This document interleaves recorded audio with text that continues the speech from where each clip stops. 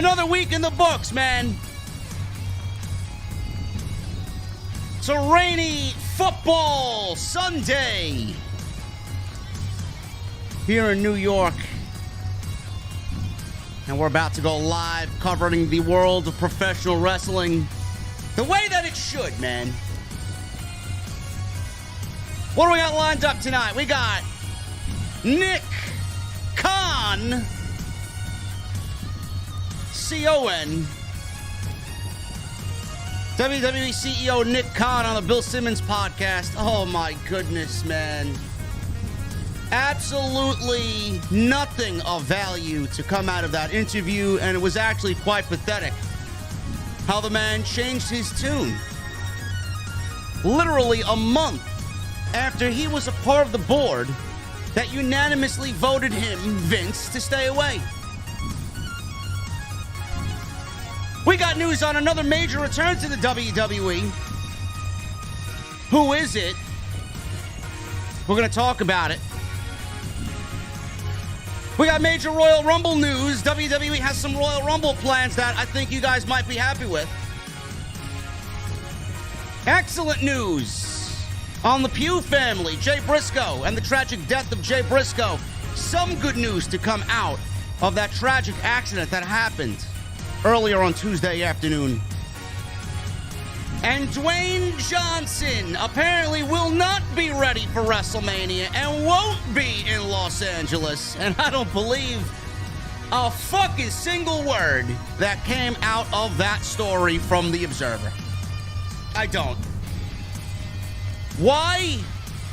We're going to talk about it, and why the acknowledgement ceremony on Monday was canceled for the Bloodline. Ladies and gentlemen, I'm going to the OTS venue, and I got my cold beverage. Hopefully you guys got yours as well. It's going to be a great one. I got one question for you.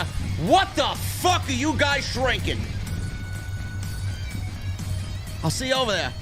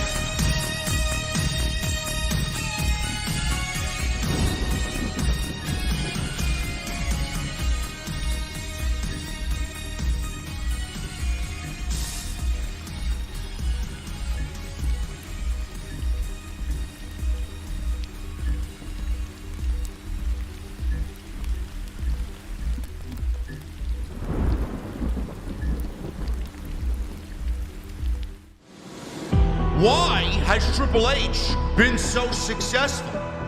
Why is Triple H running WWE better than Vince McMahon and Bruce Pritchard on Monday and Friday night? Long-term booking.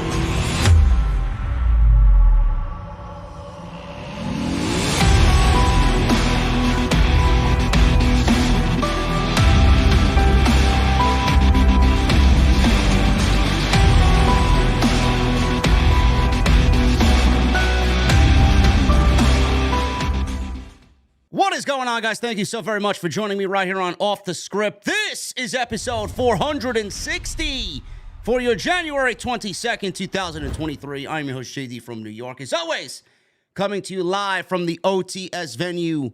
Thank you guys so very much for joining me on your Sunday evenings, wherever you may be, man. We got a lot to get into tonight. It's going to be a big night, man. It's going to be a big night. I got a lot of news to cover.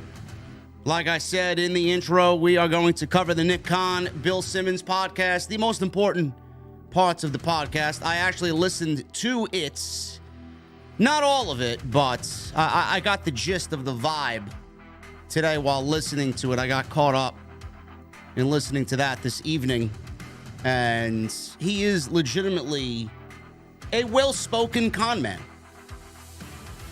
And I don't understand the different tune that he is singing now with Vince McMahon back. It doesn't make sense. None of it makes sense. None of it makes sense to me. Not that I expected him to go out there and blast Vince McMahon and talk bad about Vince McMahon, but I mean, can it be any more blatant? Can you believe anything that these corporate bigwigs say? I don't know why anybody would believe a word out of their mouth. We're going to talk about The Rock. Apparently The Rock. I've heard more Rock rumor this week, in this 1 week, than I've heard in the last 8 weeks. And you would think that The Rock was already solidified for WrestleMania. Apparently, according to Dave Meltzer, that's not even the case. I don't know. I don't know what we're doing. But apparently WWE canceled the acknowledgement ceremony of the Anoa'i family to Roman Reigns. The Bloodline acknowledgement ceremony was canceled. And instead of that, we're getting the trial of Sami Zayn on Monday. Now, I have my reasons as to why that was canceled, and we'll go over those reasons, but at the end of it all, there is a possibility that The Rock could still show up on Monday.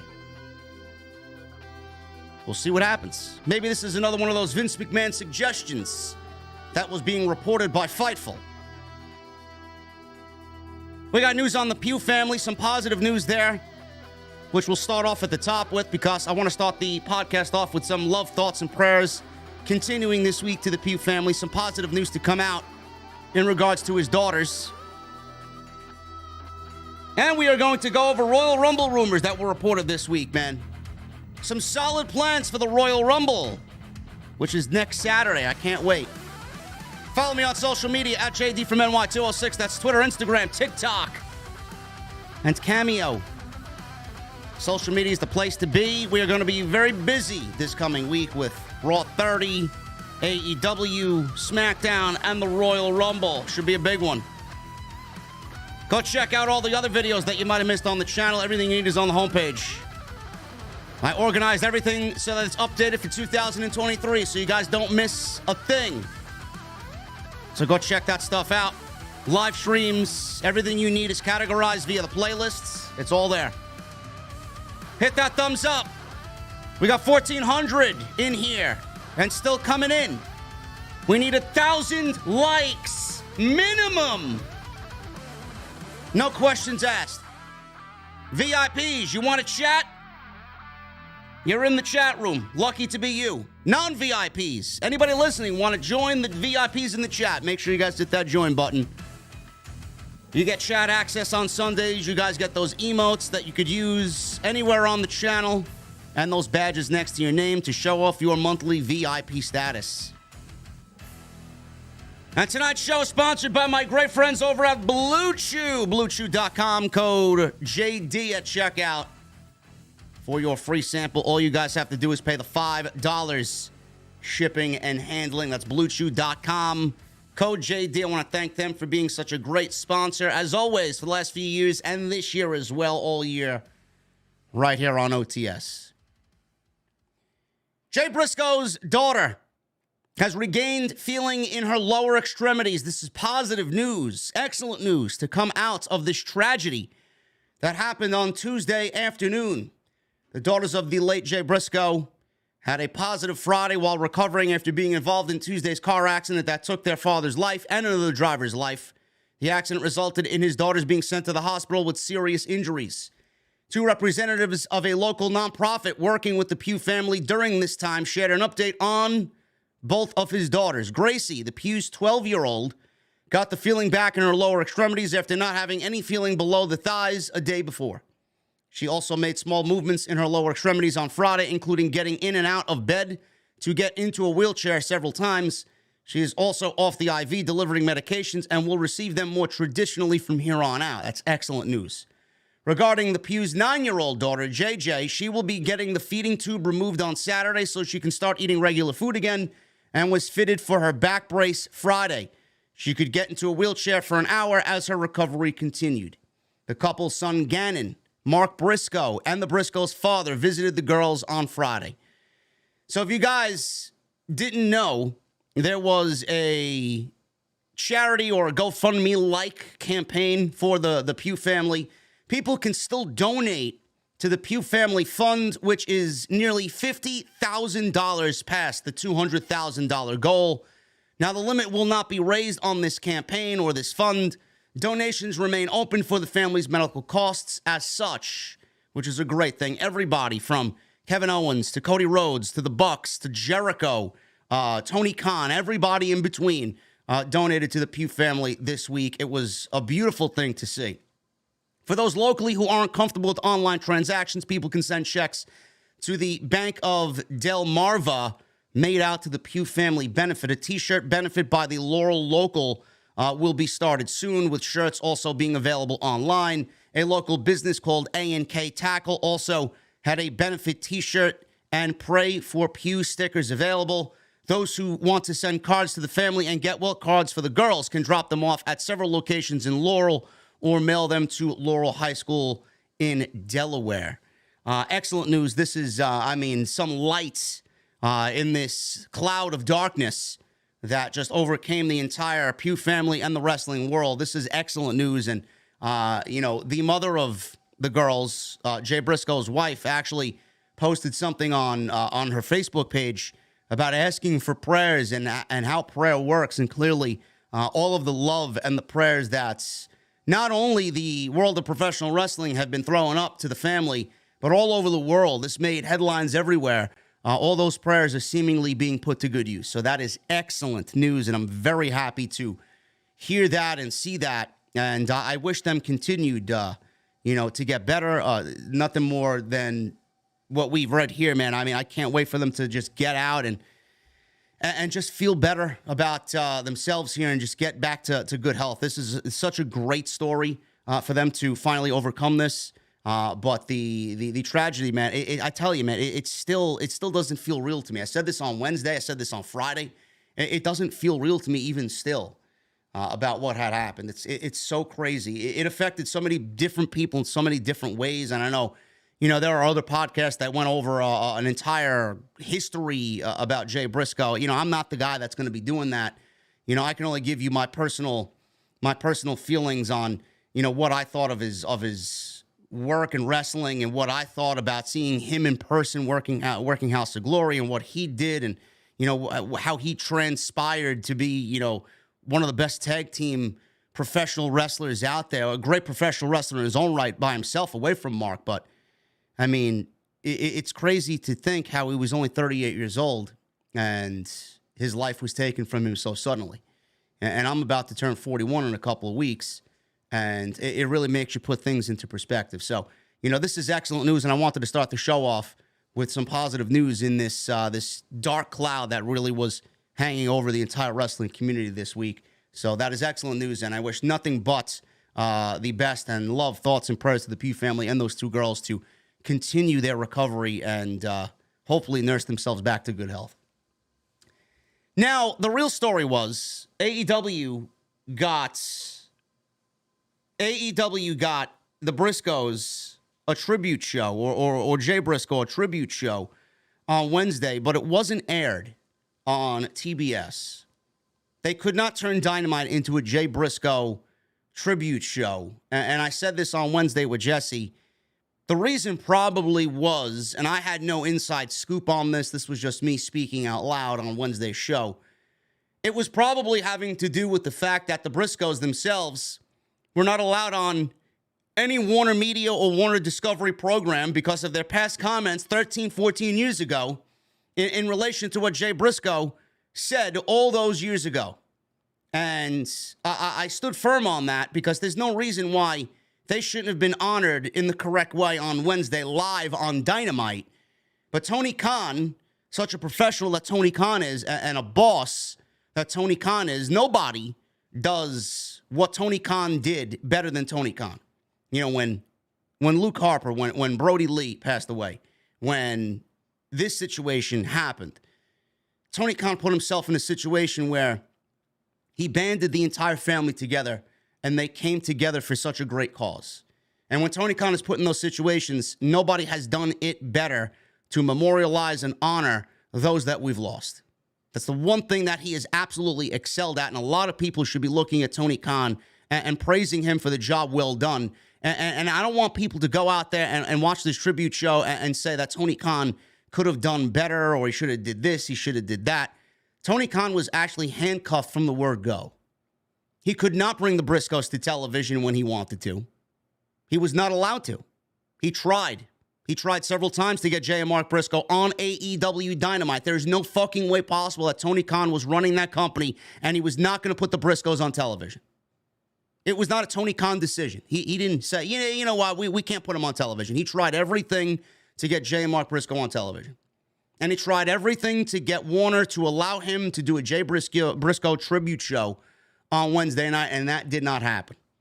They were not allowed to do a tribute show because of Warner Brothers Discovery. Wednesday, AEW Dynamite featured a graphic at the start of the show while many stars wore black armbands for their matches. However, it was not a tribute show like they did for Brody Lee.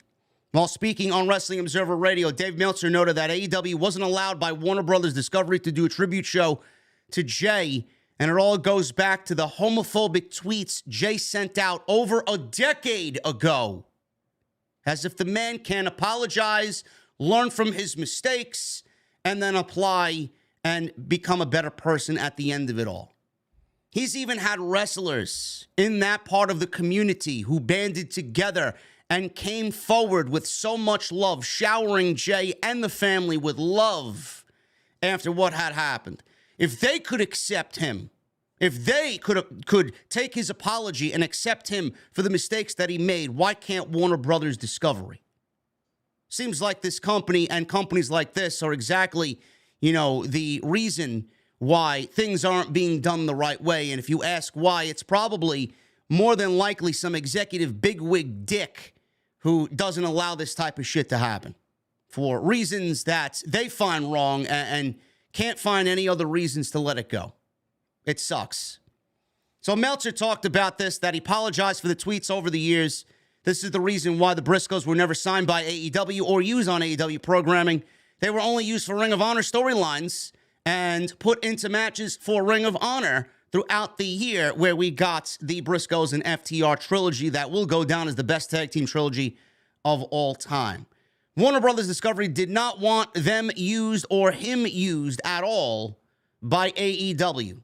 Meltzer says, and I quote this week on The Observer, if you watched Wednesday's show and you were expecting something, I know a lot of people were, something like the Brody Lee show, and obviously that didn't happen. There was basically a graphic at the start of the show, and at the very end of the show, there was a mention by Excalibur. A lot of the guys had armbands, a lot of them. But there was not any kind of big tribute because they were not allowed by Warner Media, Warner Brothers Discovery, to do one. They filmed a 1-hour show in Fresno at the end of Dynamite that will air on Honor Club, and Tony Khan said it will air on YouTube for free, both on YouTube and the Honor Club for Ring of Honor. They will be doing another tribute show. When they finally do the Ring of Honor television show, the first show will feature a lot of Jay matches, and a tribute show will as well when it's all put together. At Supercard of Honor in late March on WrestleMania weekend, there will also be some kind of memorial to Jay or something to honor Jay, said Dave Meltzer via The Observer. I don't know what they're going to do as far as memorializing Jay Briscoe. I know they were the tag team champions at the time of his death. They could do a yearly tag team title tournament and name it after him, the Jay Briscoe Tag Team Memorial or something along those lines. They could have a battle royal and name that after him and do that yearly, where a single individual wrestler gets a world title shot or something along those lines. I'm sure Tony Khan will come up with something that is really tasteful and really great in honor of Jay Briscoe. I'm not really concerned about that. I'm concerned about how Warner Brothers Discovery did not allow this to happen on their show in light of how everything happened on Tuesday. I really don't understand that, how they're letting comments 13, 14 years ago, however long ago it was, still hinder this man after he had his life unfairly taken away from him because of situations beyond his control. I don't understand why. Now, correct me if I'm wrong. I don't really watch a lot of television outside of what I have to do for pro wrestling. There are things that I like to watch and things that I like to put on TV while I fall asleep. But I'm not really a big movie guy. I'm not really a big TV series guy. I'll watch what I like. I can't wait to watch The Last of Us a little bit later. Episode 2, I thought episode 1 was fantastic. The thing that I don't get is, and I know a lot of people had uttered this same thing, we have Dana White, the president of UFC, who has this ridiculous new show that is absolutely, and I mean ridiculous in all capital letters, absolutely ridiculous show where people are absolutely destroying themselves, and the likelihood of concussions happening live during this show is 100%. This slap fighting competition. You got Dana White, who was in the news all over the place for slapping the shit out of his wife during a New Year's party. They don't look at that as bad or demeaning. They hold back the debut of the show 1 week and then let it air anyway, knowing that everybody was on Dana White's back for what he did to his wife during a New Year's Eve party. But they won't allow Tony Khan to fucking memorialize a dead wrestler on Wednesday night who lost his fucking life in a car accident that was beyond his control. I don't see how the two things make fucking sense. The man's no longer with us. You could not put on matches to memorialize this man. You couldn't show anything from his career over 20 years to memorialize this man after his fucking life was taken. His three children no longer have a father. And his wife no longer has a husband. And Mark Briscoe, fucking poor Mark Briscoe on his birthday, no less. A man who's been in pro wrestling just as long as Jay now has to continue pro wrestling if he wants to without his brother after he's done all 20 years with Jay Briscoe in some way, shape, or form right next to him. But we couldn't have Jay Briscoe memorialized on TBS because some fucking geek, some douchebag over at Warner Brothers Discovery said, no, I can't get over the comments he made 14 years ago, even though he apologized. And there are several wrestlers in the LGBTQ community that came out in support of this man. I don't believe it. I don't understand it. So according to Warner Brothers Media, Warner Brothers Discovery, you can make a mistake and you got to be held in contempt for the rest of your life. And there's no way to get a second chance. If anybody watched anybody do a video on Twitter or post a clip on Twitter and all the heart fell, I mean, there wasn't a single fucking thing negative said about this man, ever. In this last 96 hours, this entire week, since Tuesday. Not one single negative thing said about Jay Briscoe, and they didn't allow him on television. I don't want to hear anybody blame Tony Khan. I don't. It's not Tony Khan's fault. There's nothing he can do. The man's legitimately handcuffed. He's got to listen to Warner Brothers Discovery. They're the ones fucking paying the bills. They're the one paying for the fucking AEW product. These are the people that Tony Khan wants to do business with come this year when they have to renew their contract. He wants TV rights deals and he wants a mega payday for AEW. He's going to bend over backwards to do whatever the fuck they say. But Tony Khan, he could have did nothing. He could have did absolutely nothing. Meanwhile, he banded the family together and they filmed something after the fact, after Dynamite was over. And he's got plans all this year to memorialize Jay in other ways through Ring of Honor when Ring of Honor gets on its feet. It's a shitty situation. Shame on them. Shame on them. This is what's wrong with today's society. With today's society, you got someone running Warner Brothers Discovery who's fucking up their ass about, what's right and what's wrong. And one decision from the top is felt like this. Everybody thinks it's wrong. One decision like this is made, and then that's the way it's got to be, with no rhyme or reason, no saying why, or combating it, nothing. It's awful. It is absolutely awful. something more should have been done. And Jesse said it on Wednesday when we were live. He was expecting something, a 10-bell fucking salute, something, instead of just a graphic on Wednesday. I don't get it. I don't really get it. So that's what happened. And I want you guys to understand that it's not Tony Khan's fault. It is Warner Brothers Discovery. It was all they're doing. So if you wonder why nothing happened on Wednesday in regards to Jay Briscoe, that's the reason why. And I don't know what happens when Tony Khan wants to sit down with negotiations or what's going to happen there. But I mean, that would really, if I'm Tony Khan, that would put a damper on me even wanting to stay with them. If they're going to be that fucked up, honestly, he may have no choice. But that's the reason why. Devon Dudley. I mentioned this. This was during the week as well. Devon Dudley announced that he is no longer working for World Wrestling Entertainment. I find it very funny how a lot of these bigwigs in Stamford at Titan Tower and people backstage working in the company, all I heard for the 7 months that Triple H has been there is, oh, everything is so great. It's like working for a different company. The morale backstage is completely different. It's an uplifting vibe backstage. Nobody's walking on eggshells anymore. Everybody loves Paul Levesque. Everybody loves Stephanie McMahon. Nick Khan is staying out of everybody's way. Things are so much different. Things are better, right? So much better that Devon just got up and left the company. So much better that Stephanie McMahon fucking quit the company. So much better that 2 VPs of communications left with no reason this week as well. Devon Dudley announced that he's no longer working with World Wrestling Entertainment. After retiring from in-ring action, former WWE Tag Team Champion Devon Dudley worked as a producer for the company starting in 2016. In recent years, he worked as an NXT trainer as well. In a statement, he thanked Triple H, Stephanie McMahon, and Vince McMahon. He says, and I quote, "The company, WWE, and I have decided to part ways, and feeling this is the best decision for all parties. It's been a pleasure and an honor to work with young talent when Bubba, as well as everyone in NXT, as well as working with some of the best producers in the world. He would like to thank Paul Levesque, Vince McMahon, Stephanie McMahon, and my Lord and Savior Jesus Christ for the opportunity that was given. I'm very excited to see where God brings me next.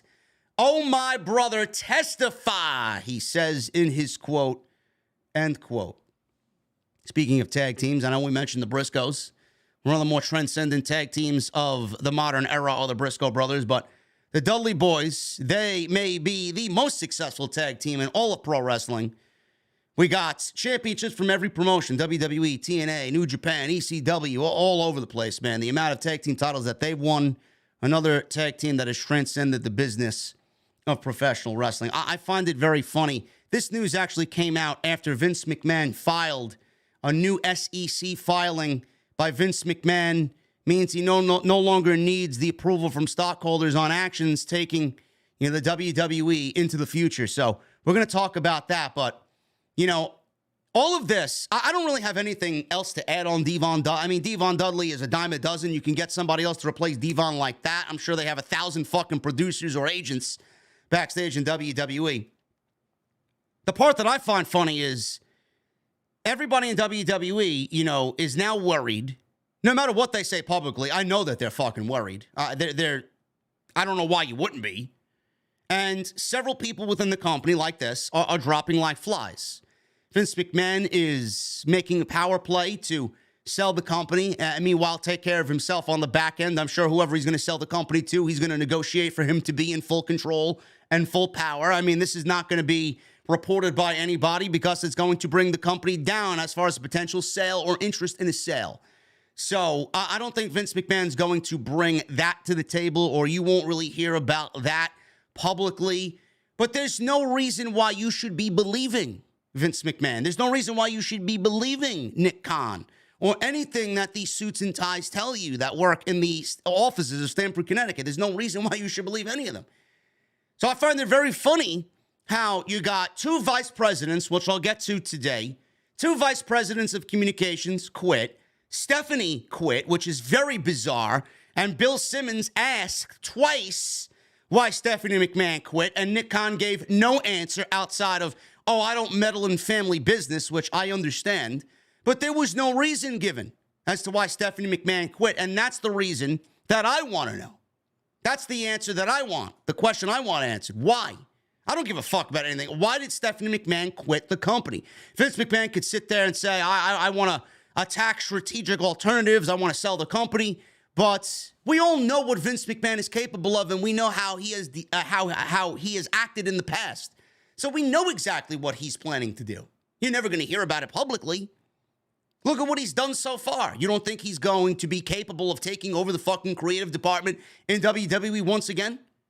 Through a potential sale?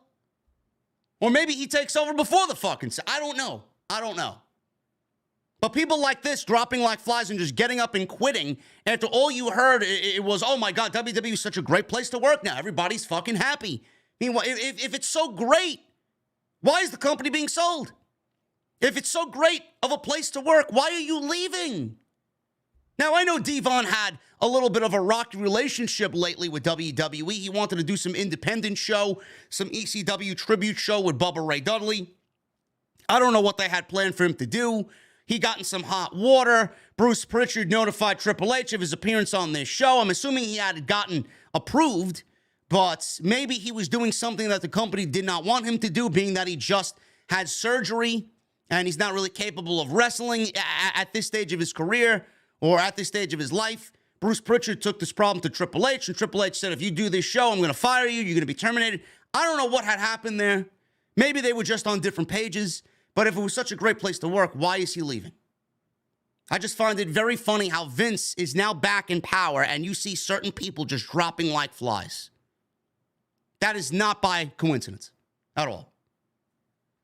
Vince McMahon, he no longer needs the approval from stockholders on actions moving forward in the future of WWE.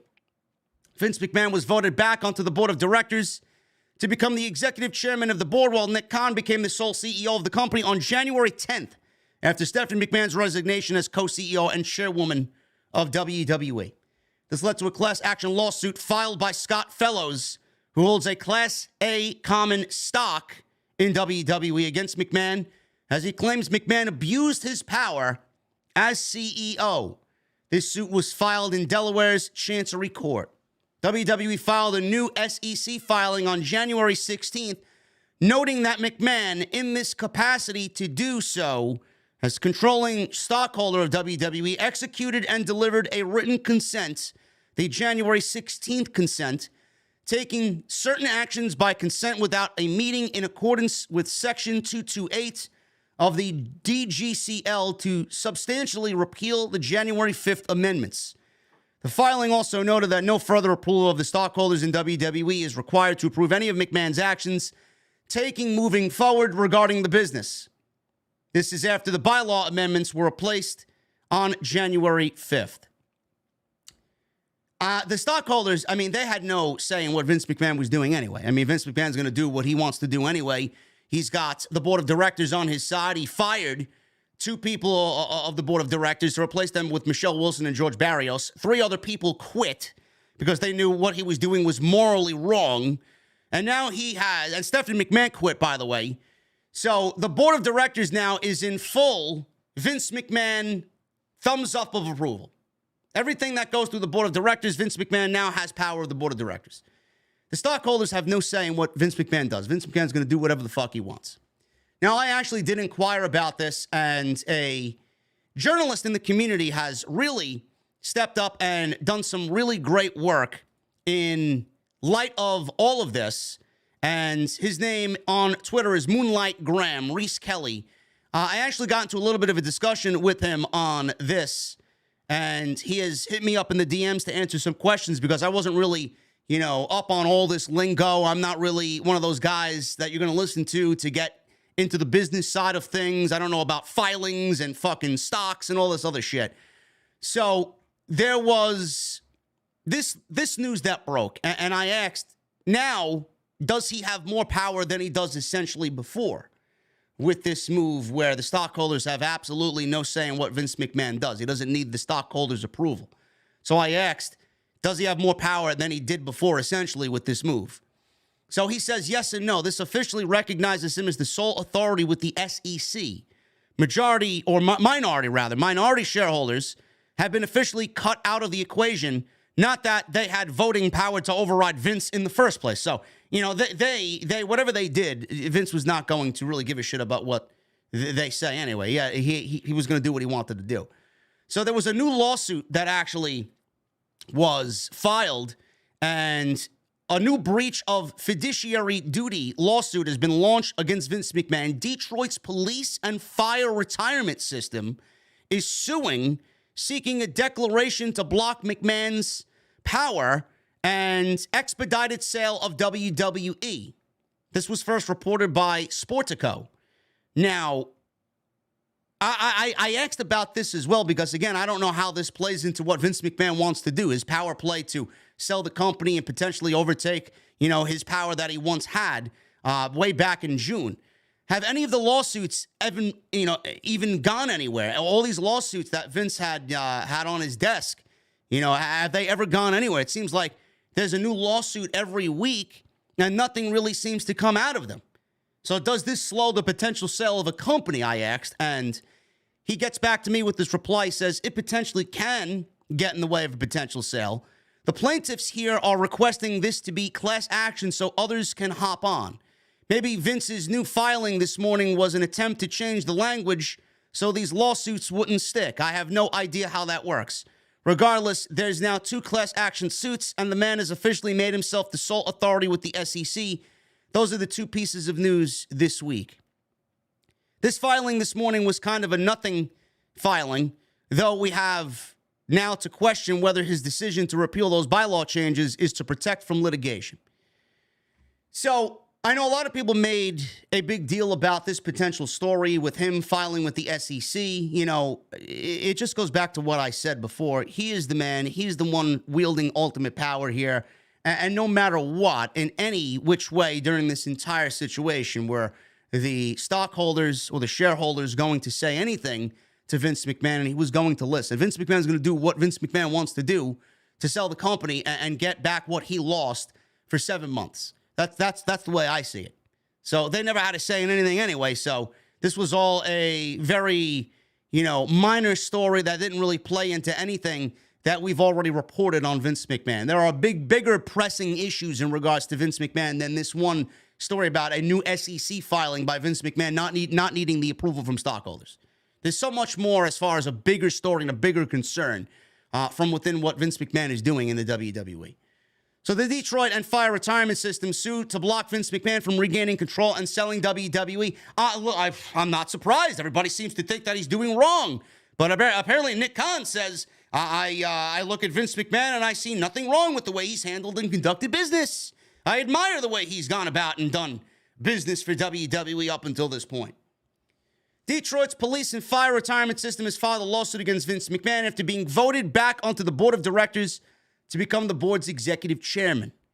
So we all know that Vince manipulated the board of directors to swing power to him, basically giving him power in every different aspect in WWE.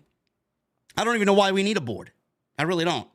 The original board unanimously voted against Vince McMahon's return in December. Nick Kahn was a part of that. Stephanie McMahon was a part of that. Triple H was a part of that.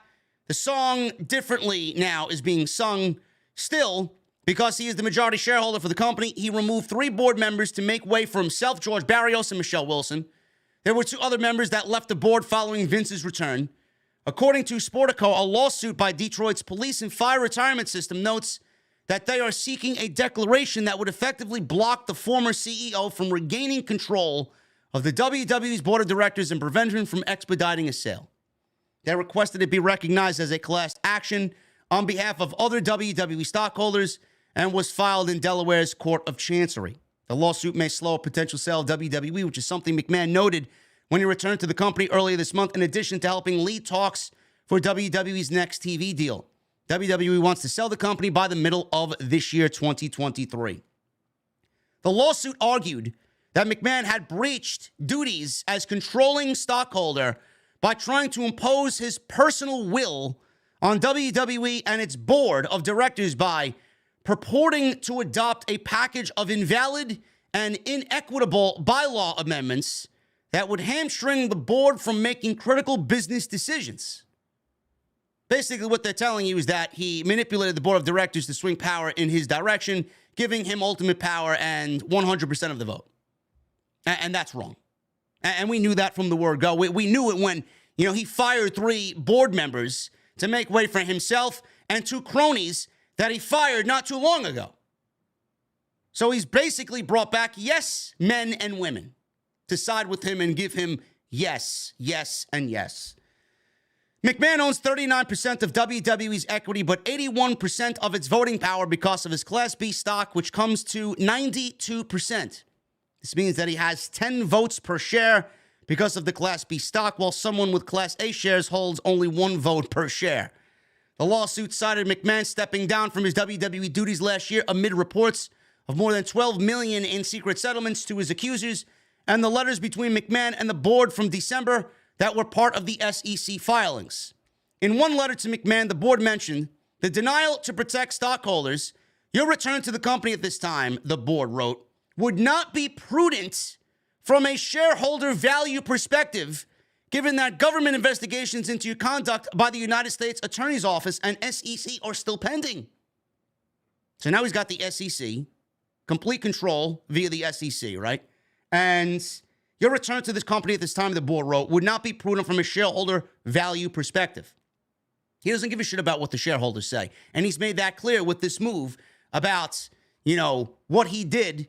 New filing with the SEC means he no longer needs approval from stockholders. He's basically said, fuck them. I'm going to do whatever I want. I don't need them. This is how calculated Vince McMahon is. Look at what they said. Look at what the board of directors wrote in regards to McMahon. Impose his personal will on the WWE. He adopted a package of invalid and inequitable bylaw amendments that would hamstring the board from making critical decisions. Your return to this company at this time would not be prudent from a shareholder value perspective.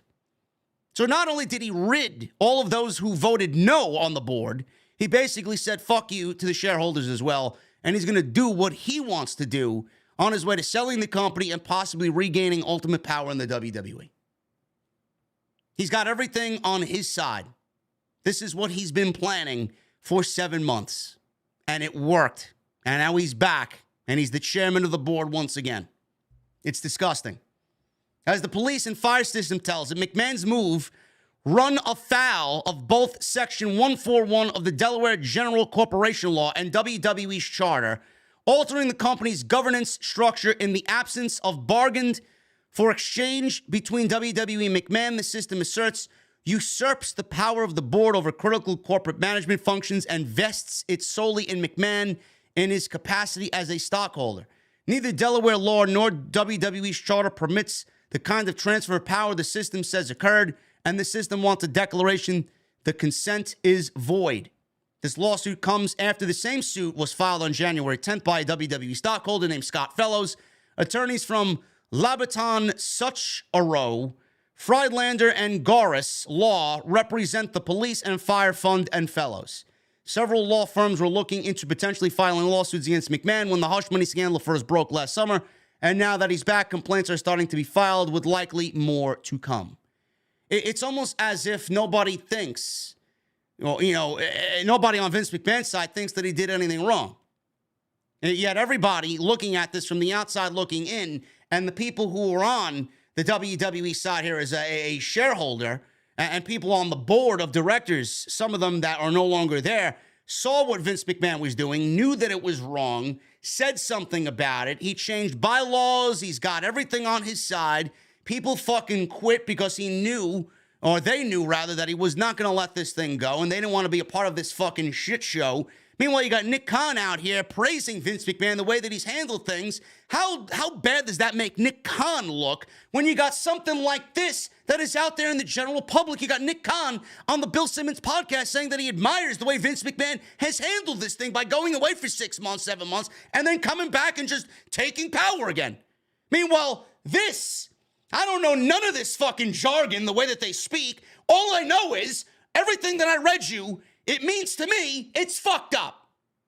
It's fucked up. The man blacklisted fucking several people. The guy fucking blackmailed and fucking changed things that are unheard of to get back to where he is. He manipulated power in every sense of the word. And nobody's batting a fucking eyelash. And nobody is worried. Nobody. Oh, don't worry about it. The fuck you mean, don't worry about it? This man has abused ultimate power here to get back from being retired to taking back basically most of what he had. And you're not fucking worried?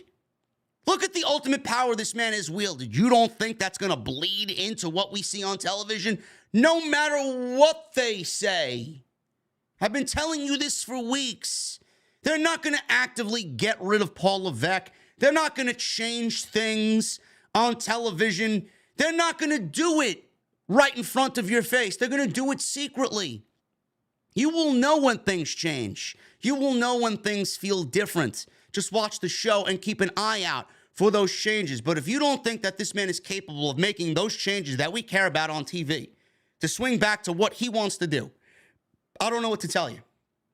Look at what this man has done on Wall Street. Look at what this man has done with the board of directors and with the company corporately. You don't think that this man has the power to fucking say, hey, I want to run creative again. I want things to go my way once again. It's going to happen. It's not going to happen right now because that would be a detriment to the company and would be a bad look. They're not going to fire Triple H, who's beloved by everybody. It's going to happen when the company sells. And that's going to be one of the things that's going to be on the table for when the WWE sells. If you don't think so, you're out of your fucking mind. Vince is going to sell the company, and the lobbying of Vince McMahon is going to result in him selling the company and me being in ultimate power, me being in control. And when the company is sold, it's not going to be a publicly traded company. It's going to be a private company, rumored. We don't know if that's going to be the case or whatever it's going to be after the company's sold. Him taking the company private away from Wall Street means that he doesn't need to look at the fucking shareholders. None of these fucking lawsuits are going to matter. He's not going to listen to the board of directors. He's not even going to need a board of directors. He's not going to need to answer to anybody corporately ever again outside of the people who dwell in his office, which is one person, and that's Vince McMahon. This is the plan. He wants to sell the company, take it private, and answer to nobody. You think he wants these fucking shareholders? Lawsuit after lawsuit after lawsuit after lawsuit. This is a bad look. Everybody knows he's done wrong. Vince doesn't see that he's done wrong. I don't get it. None of this makes sense to me. None of it. I don't believe what I'm reading on a week-to-week basis with this shit. And just like all these other lawsuits, he's going to get by it, and he's going to overcome it, and he's going to throw money at them because that's Vince McMahon's fucking way. Let me throw money at a problem. It fixes everything.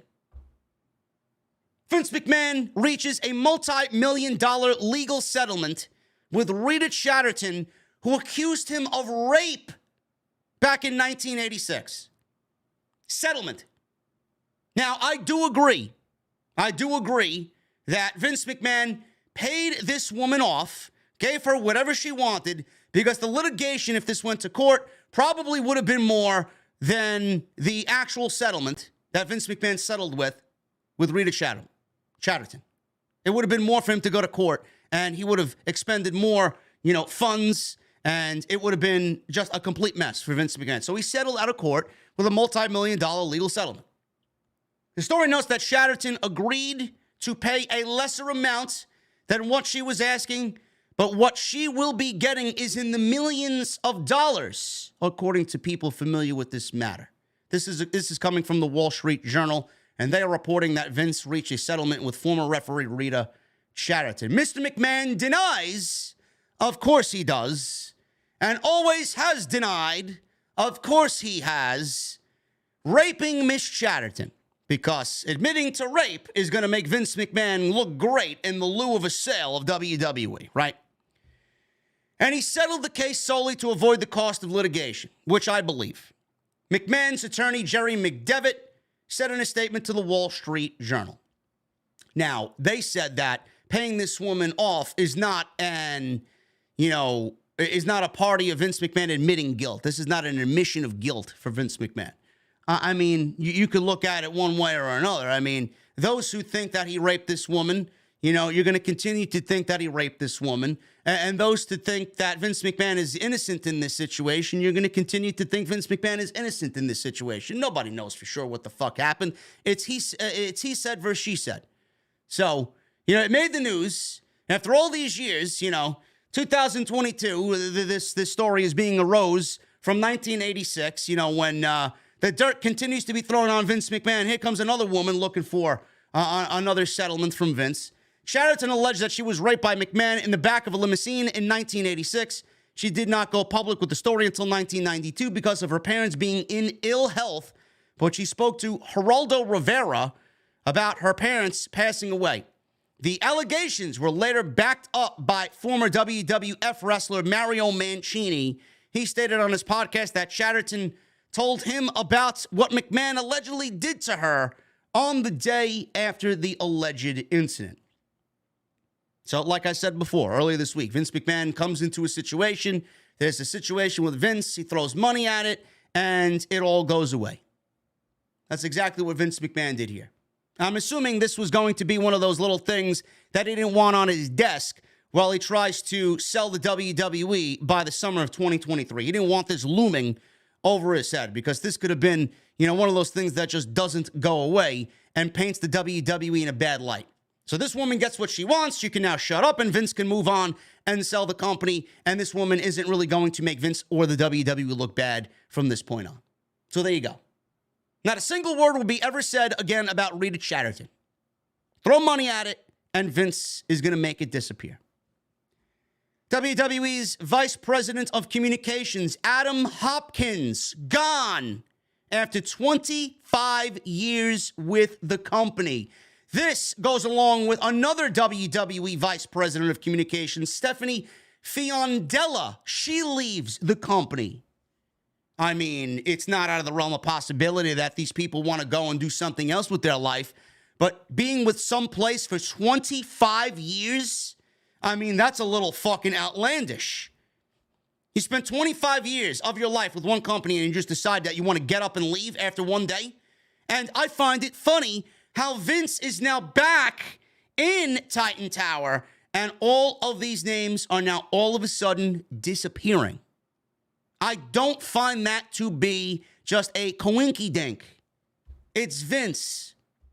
When the board of directors and the shareholders said that it would be a bad look for Vince to come back and it wouldn't be in the company's best interests for him to come back, I'm assuming that had a lot to do with other people working in Stamford, Connecticut as well. That they didn't want to be around it. Because they knew with him back that nothing was going to be the same as it was for the last 7 months. And that things were drastically going to change. Ridiculous. Adam Hopkins, WWE's Vice President of Communications, is no longer with the company. Hopkins had been with the company for 25 years in various roles. He was also the main contact for many in the media whenever clarification or a statement was needed from the company. Hopkins also helped set up talent interviews, and he was seen as someone who was very valuable to the company, which makes his departure that much more shocking. There was no word on why Hopkins left, but Fightful says that they hope to have news on this, hopefully sometime soon. You don't need news on it. Hopkins is gone. Stephanie Fiondella is gone because Vince is back in the company. That's what you're going to really attribute to this. There's no other reason. But what are you going to do? I don't even know how old this guy is. Stephanie Fiondella, she is gone from the company. Fiondella started with the company back in 2004 as Vice President of Marketing and Communications Operations, a role she held for nearly 15 years until January 2019. She would leave WWE before returning in early 2021 in her most recent role. There, she oversaw the promotion's thought leadership program and strategy while also landing speaking engagements for company executives as well as superstars at industry events. In addition, she served as co-chairperson of the WWE's Women's Affinity Group. So she was the co-chairperson of the WWE's Women's Affinity Group. Now, I find that to be funny as well that she got up and left, especially with Vince being back and the rumors still circulating that WWE potentially could sell to Saudi Arabia. I find that funny that she's gone and she was a part of that as co-chairperson. Less than 2 weeks ago, an employee meeting was called at WWE Stamford headquarters in order to boost the spirits of concerned employees amidst the word of a potential sale of the company alongside Vince McMahon's return. It was stressed that the management team would all maintain their roles at that time, but within days, Stephanie McMahon got up and quit the company and removed herself from the board of directors. Apparently, Stephanie Fiondella didn't believe a fucking word that Vince McMahon, Paul Levesque, and Frank Riddick III uttered in that meeting. And that there are legitimate concerns from Stephanie Fiondella, I'm sure, about the company potentially selling to Saudi Arabia. So they're abandoning ship right now because they don't trust the leadership of Vince McMahon. Same thing with Adam Hopkins. 25 years, liked by everybody, just gets up and quit. Why? Why? I'll tell you why. Vince. And the fact that Vince is back. And in Stamford. In his office. Again. 2 separate talent meetings were also called in recent days. One before SmackDown and one before Raw this past week. To help calm the nerves about rumored changes. During them, Paul Levesque tried to dispel worries about a sale. But also about any changes to creative and that side of things in WWE. However, as we've seen, what is said and what is done is completely different in the WWE world. It could be said one week and everything could be changed. Just like Stephanie McMahon say, yeah, nothing's going to change. And then the biggest change of all is she gets up and fucking quits and leaves. And it's not because she wants to go home and be a mother and she wants to go home and, seek other opportunities. She left WWE, a place that she loved to work. Everybody had so many gleaming things to say about Stephanie McMahon. Just gets up and quits. I'm sorry. I don't find that to be of right mind or logical. She left because Vince is back and she knows that A, a potential sale to the Saudis could be looming. B, nothing good is going to come with him back. C, she knows exactly what her father's capable of and the changes that he probably will end up making at the end of all this. And D, listen, more dirt from the Wall Street Journal could potentially be uncovered. I want nothing to do with this, with him being back. Everything was going great. They tried to clean up everything in WWE with Vince being gone, and now he's back and he's going to make even a bigger mess than he did before. So people are jumping overboard. They're abandoning ship. You got Adam Hopkins, 25 years. Stephanie Fiondella, nearly 15 years, right? 16, 17 years in WWE. You got Devon Dudley leaving WWE. 3 board members were fired. 2 others quit, right? The board of directors voted him unanimously to stay away. Then in January, they voted unanimously for him to return. I mean, none of this makes sense. Then you got Kevin Dunn at these fucking talent meetings telling everybody that everything's going to be the same, nothing's going to change, and blah, blah, blah. Yes, I'm supposed to believe Kevin Dunn in the light of all these fucking changes happening in WWE, right? The one guy that Vince McMahon trusts more than anybody to stay hush-hush. I'm going to trust Kevin fucking Dunn. Triple H seemingly is holding talent meetings basically to convince himself that he will continue to run creative. Nobody finds this to be a coincidence that Vince McMahon is back during WrestleMania season. You don't think that this man thought to himself, there won't be a WrestleMania without me back? WrestleMania, Vince created WrestleMania. You think this man is going to be back to have WrestleMania happen without him? Fuck out of here. You got to be fucking kidding me, man. I don't believe how people just take this and say, yeah, whatever, man. Now, Vince is back. He's not going to do any harm to the company. He's already doing harm to the company. Changes are happening. Look at what he's done to Wall Street. Look at what he's done to the fucking corporate side of WWE. Manipulating power and blackmailing people into doing things to, appease him. This is sad. It is sad. Who knows what type of WrestleMania season we're going to get? Who knows how much Vince McMahon is going to have a say into what's going to happen? I mean, all the rumors about Vince and Triple H in communications and creative suggestions being thrown Triple H's way. You don't really know. You don't really know because I don't think that they're going to have Triple H removed publicly for Vince McMahon. It would be a complete shit show. That company would be turned upside down to a point where it is going to be, it's not going to be a place people are going to want to work. And it's not going to be a place or a show or a company that people are going to want to watch if Vince McMahon is in charge. And I hope that is the case. Like I said, I hope people, whoever is interested in buying this company, realizes that the company is better off without Vince McMahon running it. And whoever buys the company, I hope that it's really at the top of their priority list. We're going to buy the company, but we don't want Vince in charge. We're going to pay premium dollar. We're going to pay what you want, but I don't want Vince in charge. I want Stephanie in charge. I want Stephanie back, and I want Paul Levesque in charge of creative with absolutely no hindrance of Vince McMahon filtering into the creative side of things. I said this from the word go. Vince McMahon is all about ego. Vince McMahon, you're not going to hear this from Nick Kahn. You're not going to hear this from anybody that is on his side. You can have Nick Kahn fucking do 1,000 fucking interviews. He's going to shill you 1,000 times over. Vince McMahon is a jealous old egomaniac. He did not, and you could sit there and listen to Nick Kahn say things are great and all this other shit, which we'll get into in a second. Vince would not ever allow this company to be run by Triple H and Stephanie McMahon better under their watch than under what Vince McMahon did to lead the WWE. It will eat him alive. This is why we're getting a sale of the company.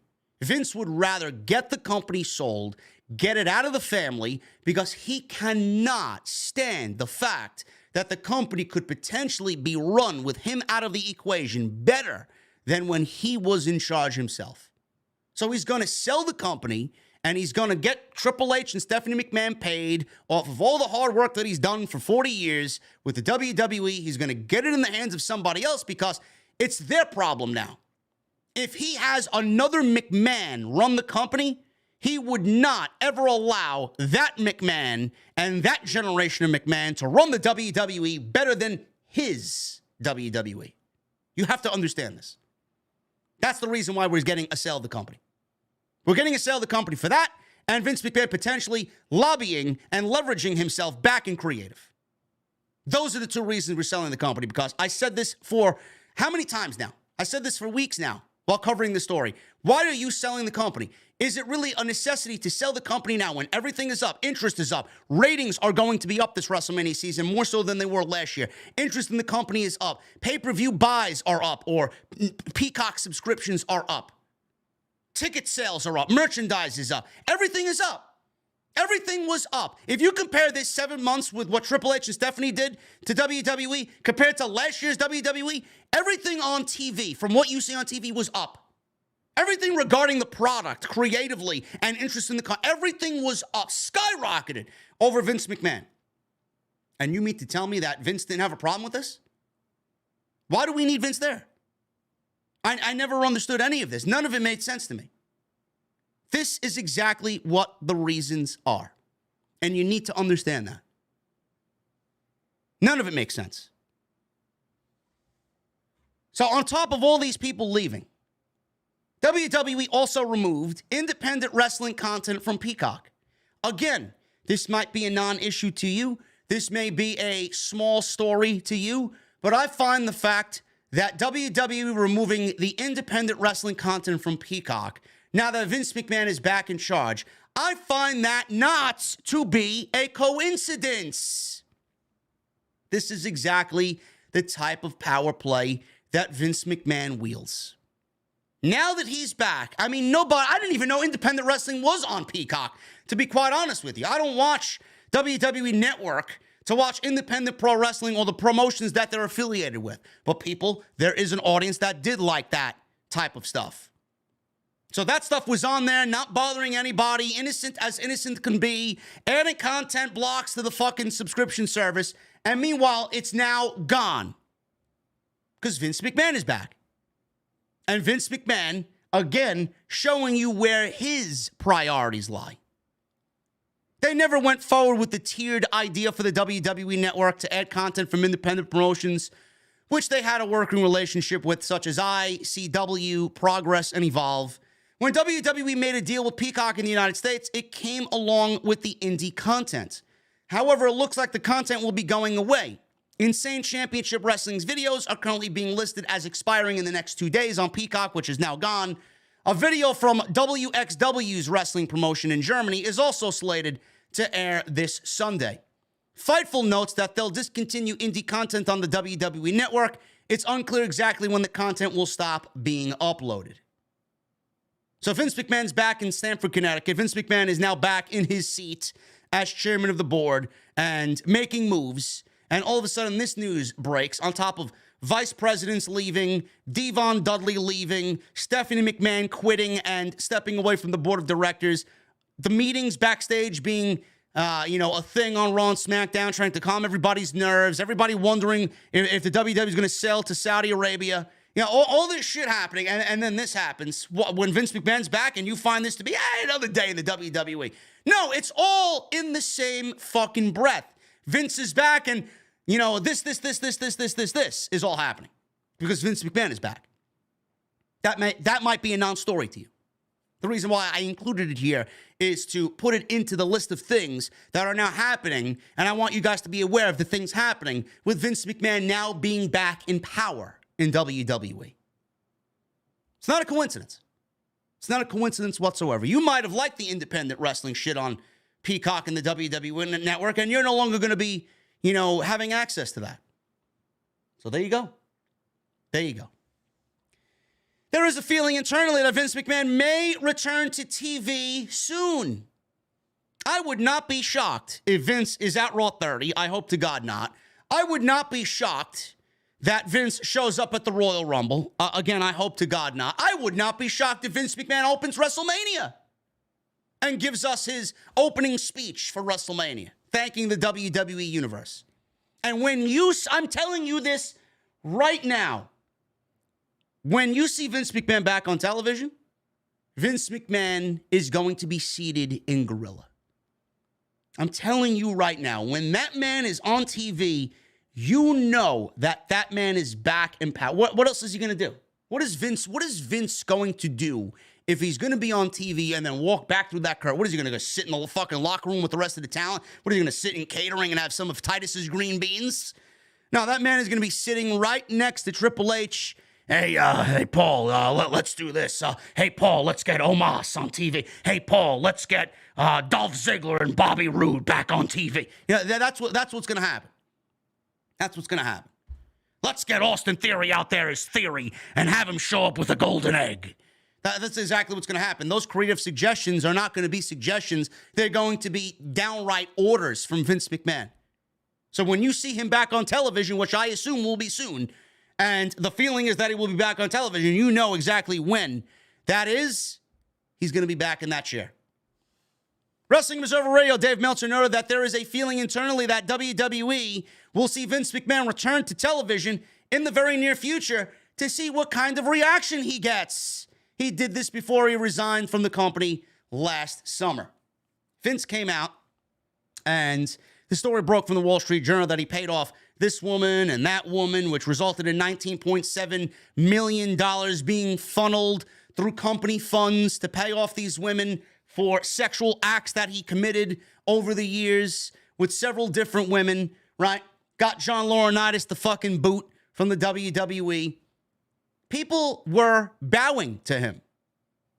His theme music hit. He showed up on SmackDown, and he did his Then Now Forever Together, and people were legitimately bowing to him in the crowd. You know how that cheesy fucking, those cheesy fans just sit there and bow as if he's some fucking royalty, right? And then he showed up on Monday Night Raw the following week, did the same fucking thing. It was the night John Cena returned to WWE. He did the same fucking thing. Absolutely no rhyme or reason for his inclusion on the show. He comes out, he does what he's got to do, he says what he's got to say, and then he goes back. He was literally on TV for about 20 seconds. He did it to gauge a reaction. He did it to show everybody, hey, I could do what I want to do, and I could be painted as an evil individual, and I could show up here, and these people don't give a single fucking shit about what is happening to me. They're going to consider me just like they did and look at me just like they did in the past. And they're not going to care about anything that's going on with me personally and away from this show. That's exactly why he did it.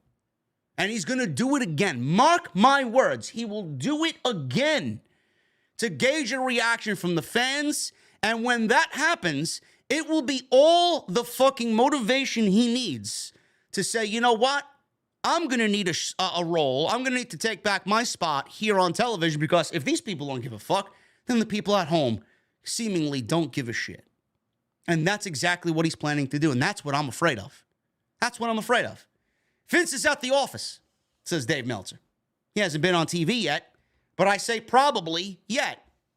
Is he going to be on TV? There are certainly rumors running around that he will. I've asked some people, and they wouldn't be surprised, but it's not like there's a date. But is he going to be on a week from Monday? Is he going to be at Raw 30? Is he going to be at the Royal Rumble, WrestleMania? Who knows? There's that feeling that Vince is going to want to go out on TV, and he'll get a big reaction when he does. He's in the office. He's talking about other things than the sale, and I think there'll probably be more and more Vince fingerprints as time goes on.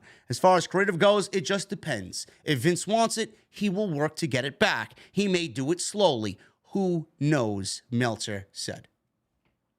You know, Meltzer, you could take whatever he says with a grain of salt. You could sit there and say that Dave has gotten more wrong than he's gotten right. But, I mean, even he feels, and Dave Meltzer knows a thing or three about Vince McMahon. If Dave understands that this is something that potentially, seriously could happen, I don't know why other people are not worried about it. I don't know why anybody's not worried about it. You guys are worried about it. I know I'm worried about it. I don't want it to happen. The feeling that Vince is back on television, we might not get it now, but the closer we get to WrestleMania, potentially at WrestleMania, which could be the biggest WrestleMania of all time, I could certainly see Vince McMahon back on television to gauge a reaction, to give himself the motivation that he needs to think, hey, if these people don't give a fuck, then I'm going to take my position back, because if they don't care, then the people at home watching our show don't seemingly give a shit either. But yes, it is the opposite. We definitely do give a shit. Nobody wants Vince back. Nobody wants Vince in that chair. 77, 78-year-old Vince McMahon should not be running a show that caters to children and young adults. I'm sorry. He's completely out of touch. Vince McMahon could sit in that chair and appoint Bruce Pritchard as creative. I would not be shocked if that happens again and Paul Levesque is fucking weaseled out of his position. This is a terrible notion. You may not be worried now, and you may be excited for the Royal Rumble, but I want you guys to keep it in the back of your head about the possibility of this happening, because it is likely that it will happen. Shifting gears to The Rock.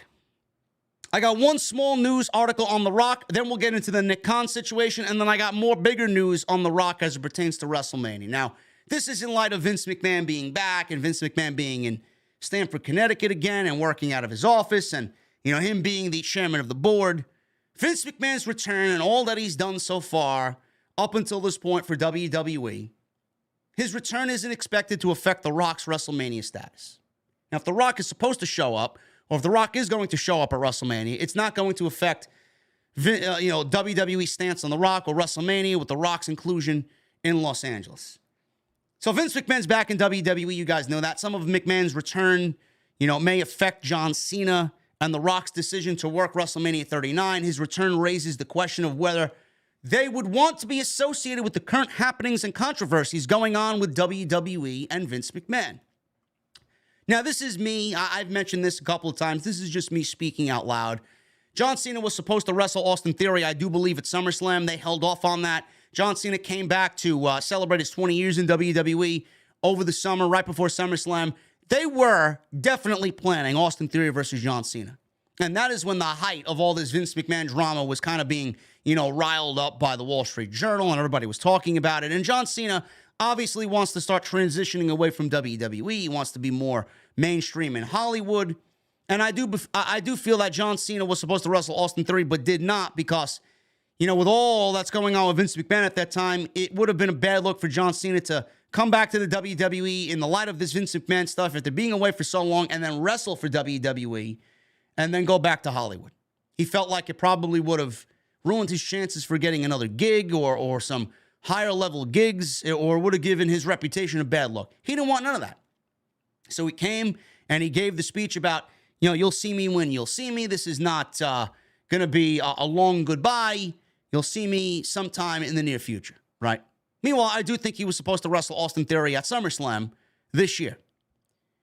So, for years, WWE has tried to get The Rock versus Roman Reigns.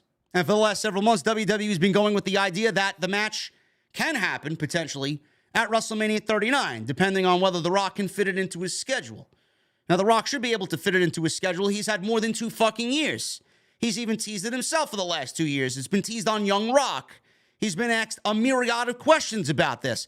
If he wanted it to happen, he should have fit it into his schedule by now. WWE also expects Cena to wrestle at WrestleMania and will have no bearing on Vince McMahon being back. It was being reported exclusively by WrestlingNews.co. As of a few months ago, internal plans call for Cena versus Logan Paul. Now, we don't really know if that's happening. We don't even know if Logan Paul is going to end up in jail for what he did with his crypto scam or what's going on with that. I don't even know if WWE is going to want to really be in bed with Logan Paul because when that man shows up back on television, all that shit is going to be amplified by the WWE fucking Gen Zers out there. You know exactly what's going to happen. Everybody is going to ask, why is this guy on television? He should be locked up for the scam that he did and blah, blah, blah, all this crypto bullshit that I don't really give a fuck about. But that's going to happen. So who knows if it's Logan Paul versus John Cena. That is an option. I think Austin Theory should get the rub from John Cena. That's just me. If Logan Paul is going to wrestle anybody at WrestleMania, John Cena would definitely be one of the top guys that he would wrestle at WrestleMania. I don't really have another name outside of John Cena for Logan Paul. But again, he may not even be on the show for what he did and could potentially land him in jail. I don't even think Logan Paul is really needed if they get Rock, if they get Cena, if they get Austin back at WrestleMania. I mean, why do we need Logan Paul? If you get all three of those guys, I think excluding Logan Paul from WrestleMania isn't really going to be a bad look for WWE, or it's not going to hurt WrestleMania at all. Dave Meltzer noted that McMahon's return will have no impact whatsoever on The Rock's decision to return. Now, what could change The Rock's mind would be if WWE was sold to Saudi Arabia, which is not really happening right now. I don't think anybody should be concerned about WWE selling to the Saudis. It's not going to go through.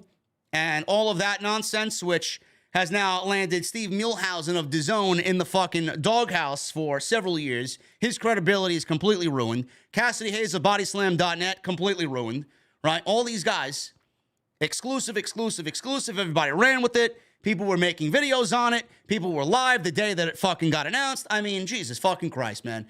I was one of the very few content creators that did not go live until all of the information was uncovered, and then the next day it ended up being debunked, and I'm glad I didn't go live.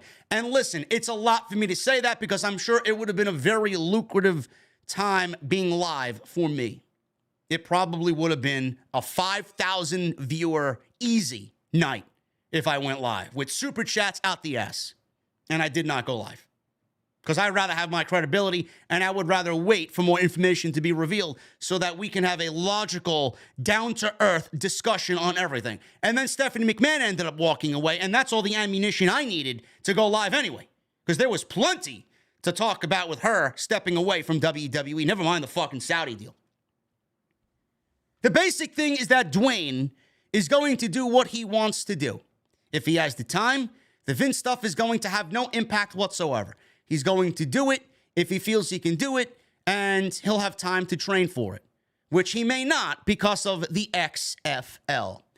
I did talk with Garrett about this as well. I'm assuming Garrett is one of his other co-hosts.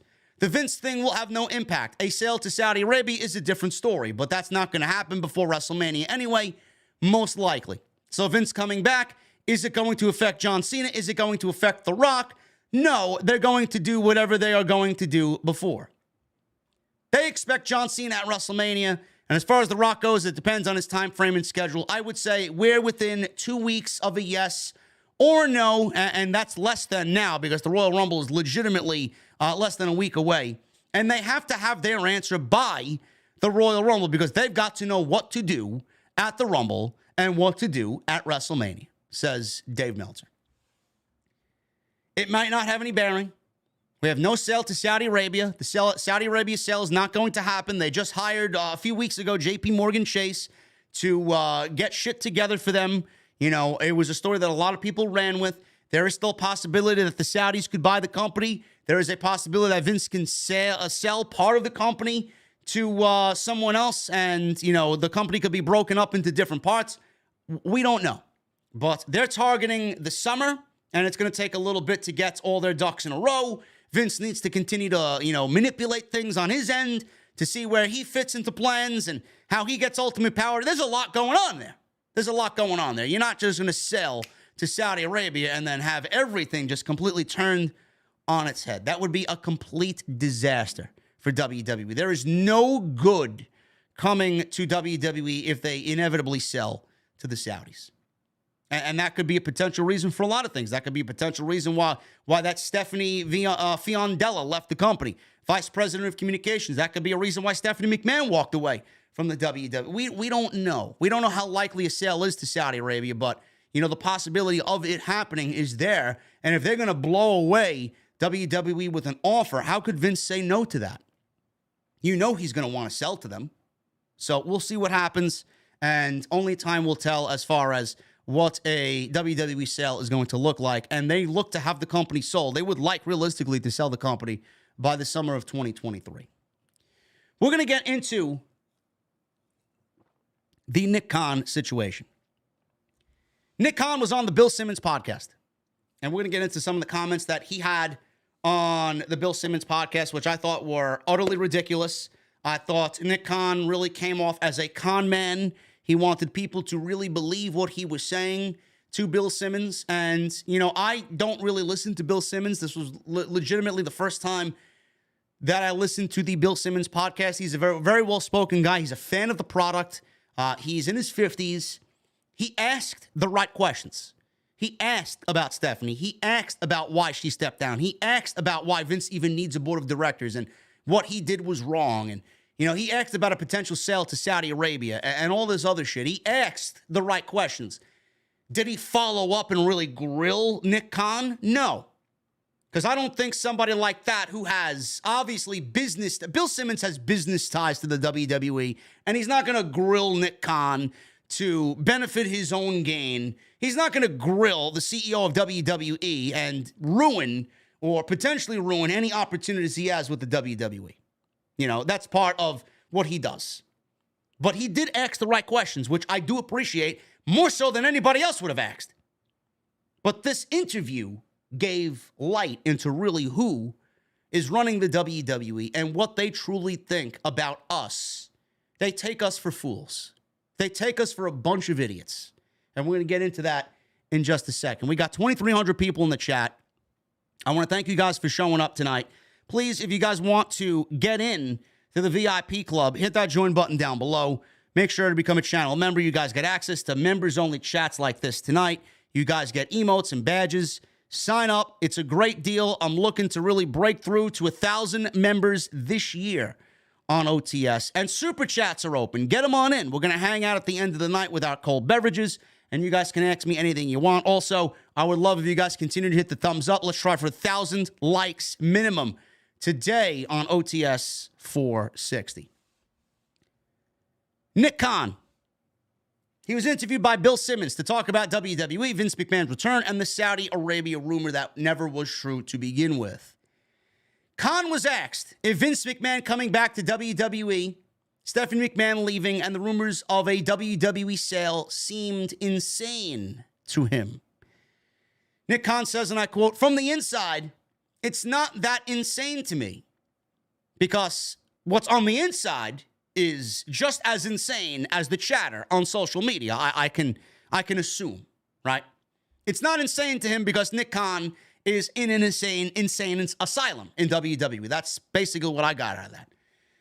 But it's also, you know, again, the word insider. When you're on the inside, you sort of see things that might be coming and know what might be coming.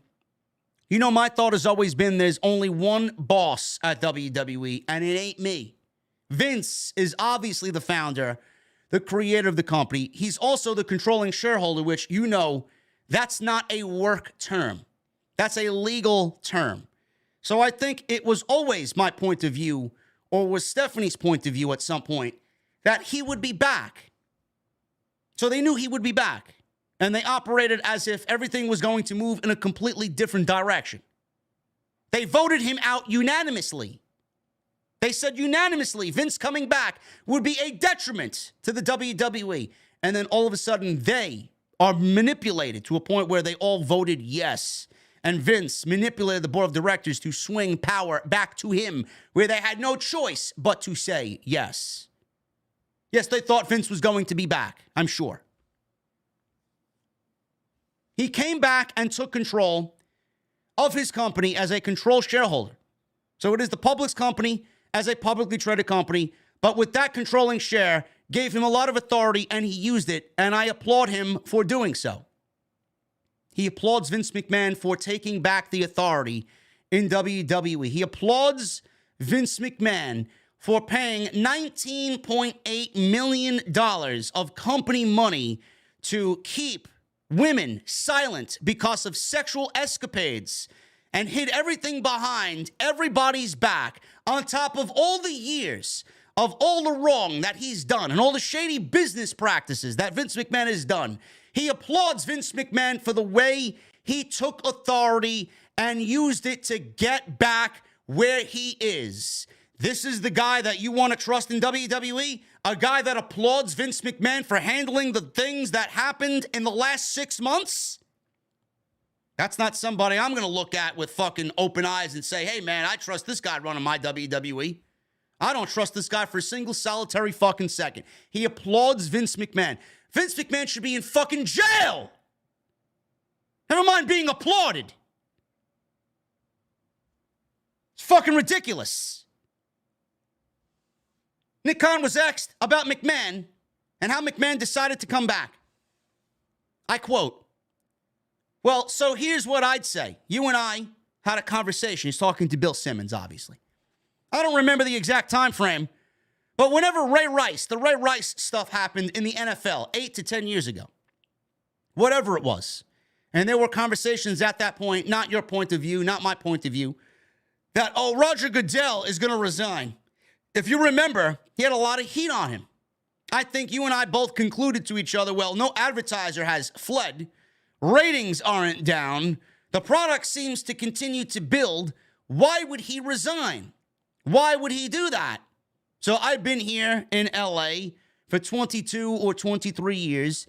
Sometimes I think it's just a 3-mile radius of LA thing that, hey, step down and you have to sort of be punished for it. It didn't used to be that way.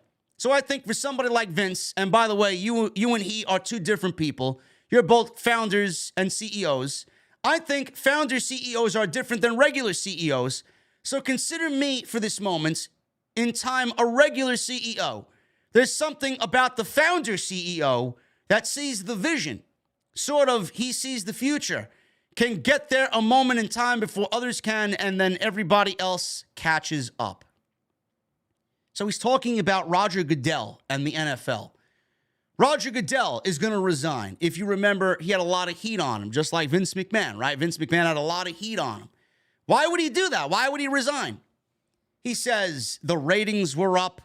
No advertiser fled. The ratings weren't down. The product seems to continue to build. The thing is, when Vince went away, the product took a leap in every different aspect, every possible aspect possible. When Vince was there, the ratings were fucking down. The interest in the product was at an all-time low. The attendance for these shows were dismal. I don't understand what the fuck he's talking about. Vince retired, quote unquote, and things got better. It was like a fucking rainstorm and the gray clouds over WWE. And then when Vince retired, all of a sudden he's seen the rays of sunshine just slowly seep on top of Stamford, Connecticut and Titan Tower. It was like WWE was fucking poisoned. It was like WWE was cursed. So what the fuck is he talking about? With Vince gone, I can't tell you. I've been doing this for fucking 460 episodes, man. I got 90 million views on this YouTube channel, man. I know a thing or two about fucking WWE. Not that I work there or anything. I know a thing or two about WWE. I know a thing or two about fucking content and being a podcaster. I know a thing or two about WWE. People have come to me in legions, email, DMs, fucking IG, you name it, comment sections. JD, I stopped watching the WWE for a long time. I'm going to give the WWE a new shot now with Paul Levesque in charge. Oh, JD, I haven't watched WWE ever since Vince McMahon buried the fucking company and ruined the company. He's made it into a WWE that I'm not interested in. There are a lot of people that did not watch the WWE because of Vince McMahon solely being in charge. There are legions of people that have come back to watch WWE now that Vince McMahon wasn't in charge. And you can sit there and claim to me that WWE's ratings are worse than Vince when he was there. You know, Monday Night Football is a thing, ladies and gentlemen. WWE traditionally doesn't do well on Monday nights during the football season. You're going to see a very huge distinction in the ratings come this Monday and then going into the Royal Rumble and then after the Royal Rumble, and it's going to maintain that rating all the way through WrestleMania season. The NBA playoffs are going to have a fucking thing to do with WWE's ratings dipping a little bit in the spring and summer months. But when WWE gets back into the swing of things, when Monday Night Football isn't a hindrance, Triple H was getting Monday Night Raw into the 2s, into the 2-1s. When has that ever happened? WWE had Monday Night Raw in the fucking 1-5s, 1-6, 1-7 for the last 24 months before Triple H took over. And you mean to tell me that the interest in the product was just as big or high when Vince McMahon was there? No. Royal Rumble was sold out 6 weeks before anything was announced outside the Royal Rumble. The Royal Rumble traditionally is a sellout anyway because everybody loves the Royal Rumble, but this is a Triple H book Royal Rumble. This is a Royal Rumble that Triple H is going to strategically put together himself. If that doesn't get people excited, I don't know what will. The Elimination Chamber is sold out. WrestleMania, 2 nights of WrestleMania are sold out. Clash of the Castle sold 66,000 tickets for Cardiff. Extreme Rules was the highest grossing Extreme Rules show and the most viewed Extreme Rules show of all time. Survivor Series sold out weeks before War Games was even announced for being a main roster gimmick. And you mean to tell me that Triple H and the interest Triple H brought to WWE isn't where it isn't a big deal? You think Vince McMahon garnered that much interest for the WWE? Not even close. Not even close. WWE, where was WrestleMania last year? In Dallas? They couldn't sell out 2 nights at AT&T Stadium. It's one of the largest fucking stadiums in the world. And they couldn't sell out 2 nights of WrestleMania. They barely filled both of those nights at 2/3 capacity. WrestleMania is completely sold out this year. Why? Is it LA? I'm sure it has to do with being in LA. LA's a major market. I don't know when the last time WWE even held a WrestleMania in Los Angeles. Is it because people are back out doing what they want to do because of COVID? Whatever the reason is, you can name me. These are minor reasons for why things are happening with the interest in WWE. People are telling me, The Rock. People are thinking The Rock is going to show up at WrestleMania. So you mean to tell me WrestleMania was sold out because of a fucking inkling of an idea that The Rock is going to be back? Did WWE announce The Rock was going to be back in any way, shape, or form? Did they strategically go about fucking having it under the table? Did they sell it to you like Tony Khan did with CM Punk? Why would people buy WrestleMania tickets to potentially see The Rock when they have absolutely no clue of The Rock being back at WrestleMania? It has nothing to do with any of that. It's WrestleMania, and it's a WrestleMania without Vince. Those are the reasons why WrestleMania sold out. Weeks before anything was announced. Back in 2022. But Nick Kahn is telling me and everybody that the product continues to build. The ratings aren't down. Vince retired and the ratings went up. The ratings were down when Vince retired. Simmons asked about the WWE board shakeup and Vince bringing back Michelle Wilson and George Barrios. Listen to this answer. They know the company and they're insiders. Nick Kahn said, there's a shorthand with them. So I think he engages in this, potential transaction to have folks there that know the company, that know, hey, maybe certain things that happened in the past shouldn't have happened, or in a modern day point of reference culture, which I always try to look at these things from that perspective. Hey, certain things that weren't acceptable years ago aren't acceptable now. I think over time you can evolve with these things, and the modern day rules should apply to modern day. I don't think it should apply to the past. So Michelle Wilson and George Barrios were brought back because they know the company and they are insiders. So they are insiders and they know the company. That's why they got brought back. They were brought back. I'm sure that's part of the reason why they were brought back. But Vince fired these 2 people himself. Vince fired Michelle Wilson and George Barrios himself. Now he brought them back. Why? Are they insiders? Sure. Do they know the company? Sure. They got brought back because Vince had no other alternative to get himself what he needed as far as board of directors and power swinging back in his direction. So he said, you know what? I'll pay you guys double what you were making last time. Let's get back to do work. And I need you on the board of directors. I'm going to fire these 3 fucking people. We're going to be on the board of directors. We're taking their 3 spots, and we're going to facilitate a sale of the company. Meanwhile, they're going to give Vince a yes and a yes as far as voting him back into power, and that's the only reason why they're there. The other reason that Nick Kahn gave you may be a reason, but it's way down on the list of priorities. They were brought back because they were manipulated to come back via Vince McMahon's ego and desire for power. That's why they were brought back. But you're not going to hear that from Nick Kahn. You're not going to hear that from Nick Kahn on the Bill Simmons podcast. They're insiders and they are in the know and they know the company. Sure they do. Sure they do. Not the reason why they were brought back, though. Why Vince initially stepped down? I think Vince saw sort of the tonnage of things that were coming at him and us. One thing he always said, you know, this is a longtime fan. I'm also a longtime fan. He'll do whatever is best for business. Is that right? He'll do whatever is best for business. So if Vince McMahon takes over complete power in WWE and appoints himself as head of creative, is that what Vince thinks is best for business?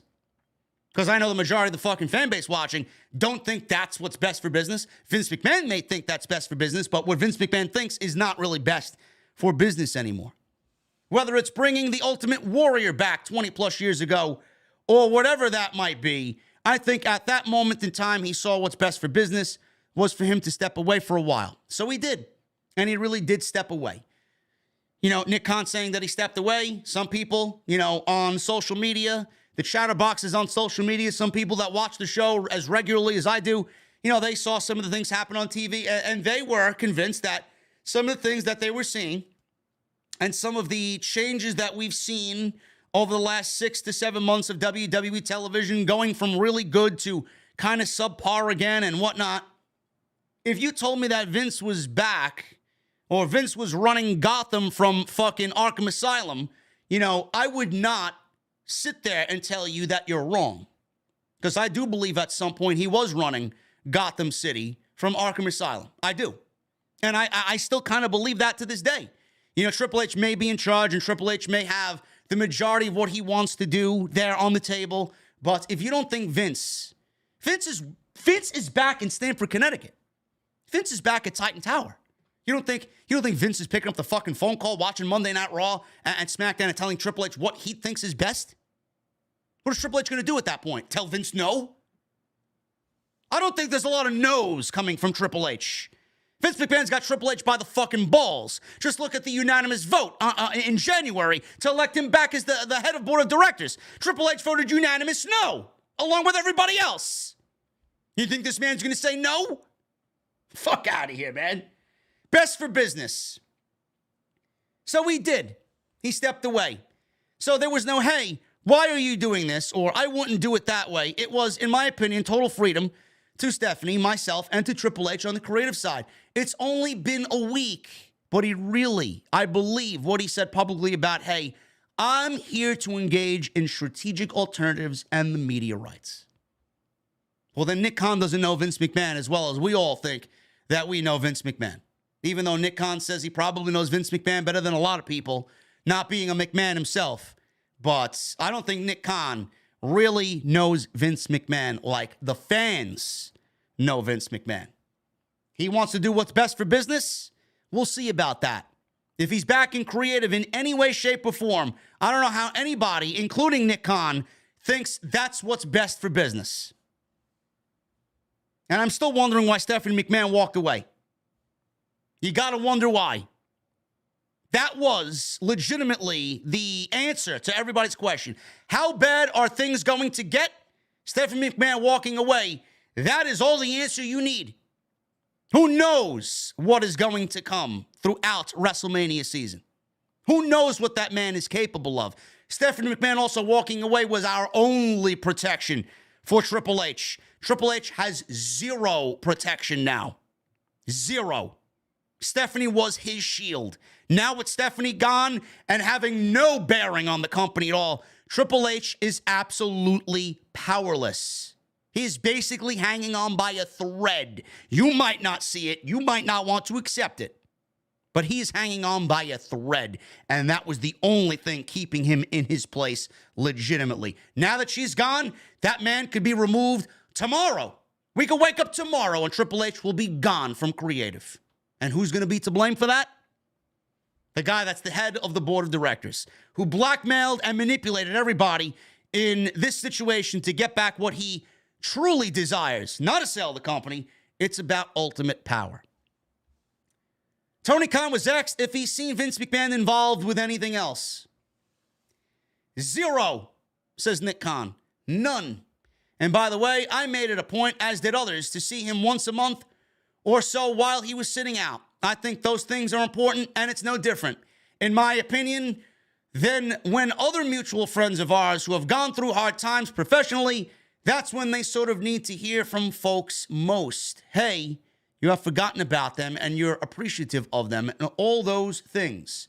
So I think in staying in contact with them, which is mostly social and personal, there was never a moment of no, do it this way, or do it that way. It just didn't happen. Nick Khan also talked about trying to stay away and stay out of family business. He was asked about Stephanie McMahon several different times by Bill Simmons, and he always circled around the question, never giving a true, legitimate answer. He was asked about Stephanie twice. Why did Stephanie step down? Why did Stephanie walk away? He did not answer the question. He even asked about Shane McMahon walking, or getting fired, rather. Vince fired his own son at the Royal Rumble, right? We heard that last year. So we got those two names, two McMahons. There are no other McMahons outside Triple H in this company now, right? That's his son-in-law who's, again, hanging on by a thread.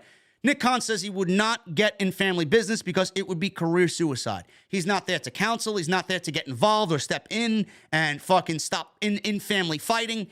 You know, is there a problem between Stephanie McMahon and Vince McMahon? Nick Khan's not going to say so. He would not really reveal that to anybody because it's not really within his realm.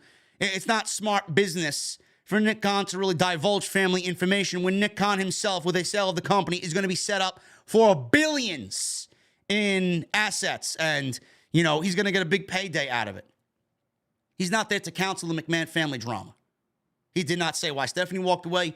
He did not indulge in why Shane McMahon was fired by Vince McMahon. He said the Saudi Arabia sale was false. He would not get into a reason of that potentially being a reason why Stephanie McMahon walked away and left the board of directors. Bill Simmons said, why do we even need a board of directors if Vince McMahon is going to wield this type of power? The questions were being asked. And then he gets into, you know, a lot of people want to create the chatter on social media that the McMahon family don't like each other, that Triple H is not liked by Vince McMahon, and Vince McMahon is not liked by Triple H. You know, and then he says, you know, everybody's getting along great. Everybody's getting along great. Clearly not. Stephanie McMahon walked away. If everybody's getting along so fucking great and you are not getting in front of family business, if you're not there, right, for family business, you don't want to get in the way of family business. How the fuck do you know what's great or not between the McMahon family members there? He just got done telling Bill Simmons that everything is great, and then before that says to Bill Simmons, I don't get involved in family drama. How the fuck do you know how everything is great if you're not getting involved?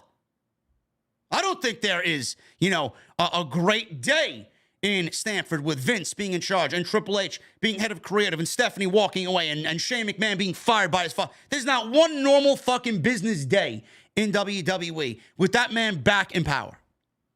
There is problems with that man back in power. And Bill Simmons continued to ask the questions.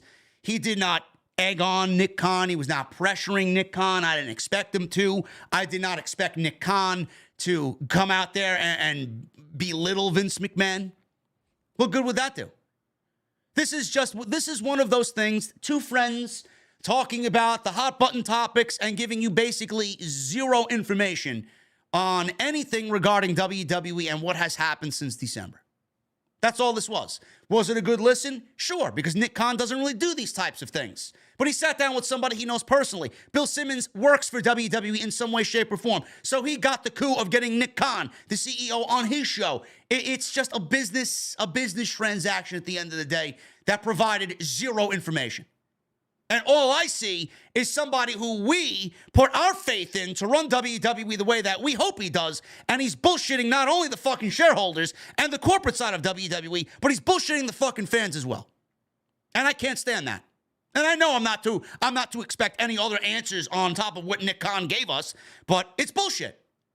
And like I said when this podcast dropped earlier in the week, do not believe a single word out of this man's mouth, because there will be nothing of relevance in this podcast interview. Nothing. And that's exactly what it resulted in. WWE. Let's swing back to The Rock. We're going to talk about The Rock. This is another big hot button topic here, as things have happened this week that have possibly given you an insight as to Rock being in the Royal Rumble at WrestleMania. Then WWE did something yesterday and pulled a segment from Monday Night Raw that could have potentially led to the return of Dwayne Johnson on WWE TV.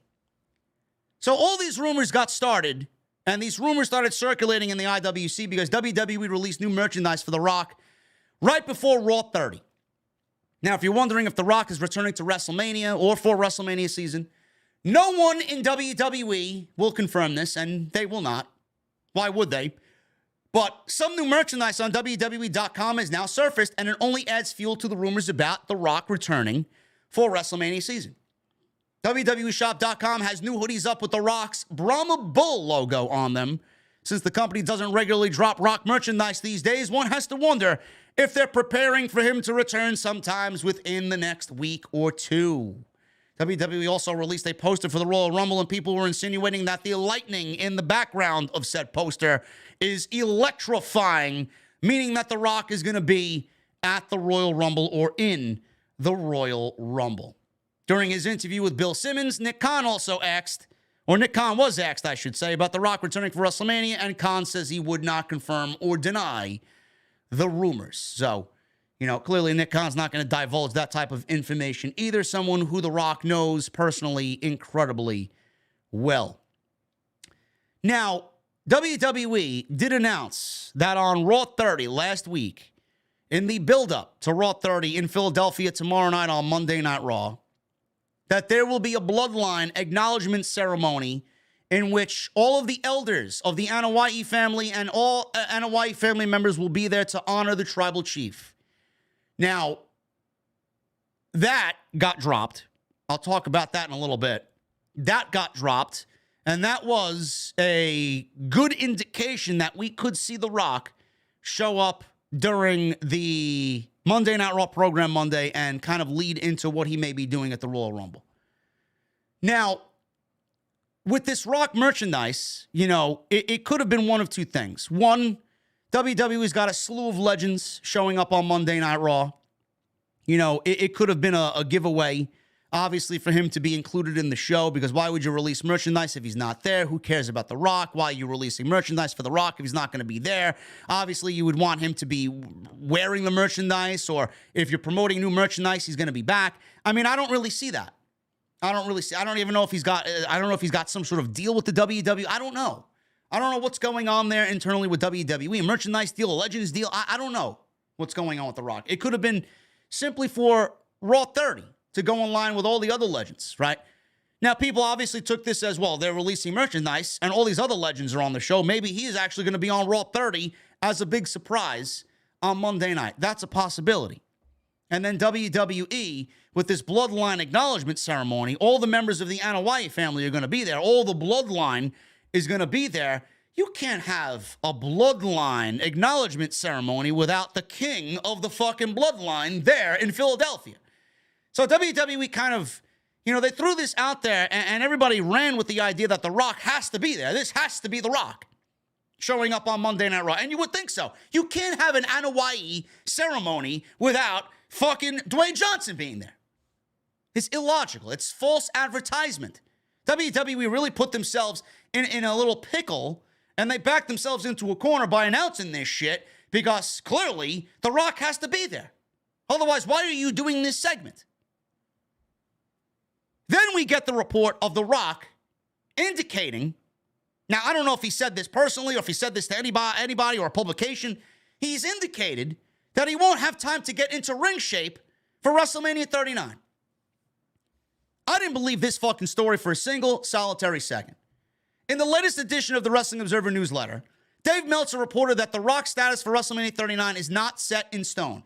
But it doesn't look like he will be wrestling because he feels like he doesn't have enough time to get into ring shape and the kind of shape he needs to be in for a match with Roman Reigns. Meltzer wrote, and I quote, "We were told that unless he changes his mind in the next few days, since a deadline for Mania plans are coming up, that he's indicated he won't have time to get into the kind of shape he wants. He feels he needs to be in main event shape to do a match with Roman Reigns, but kept the door open for something in the future. Of course, it is a possibility that it's something being kept secret from everybody."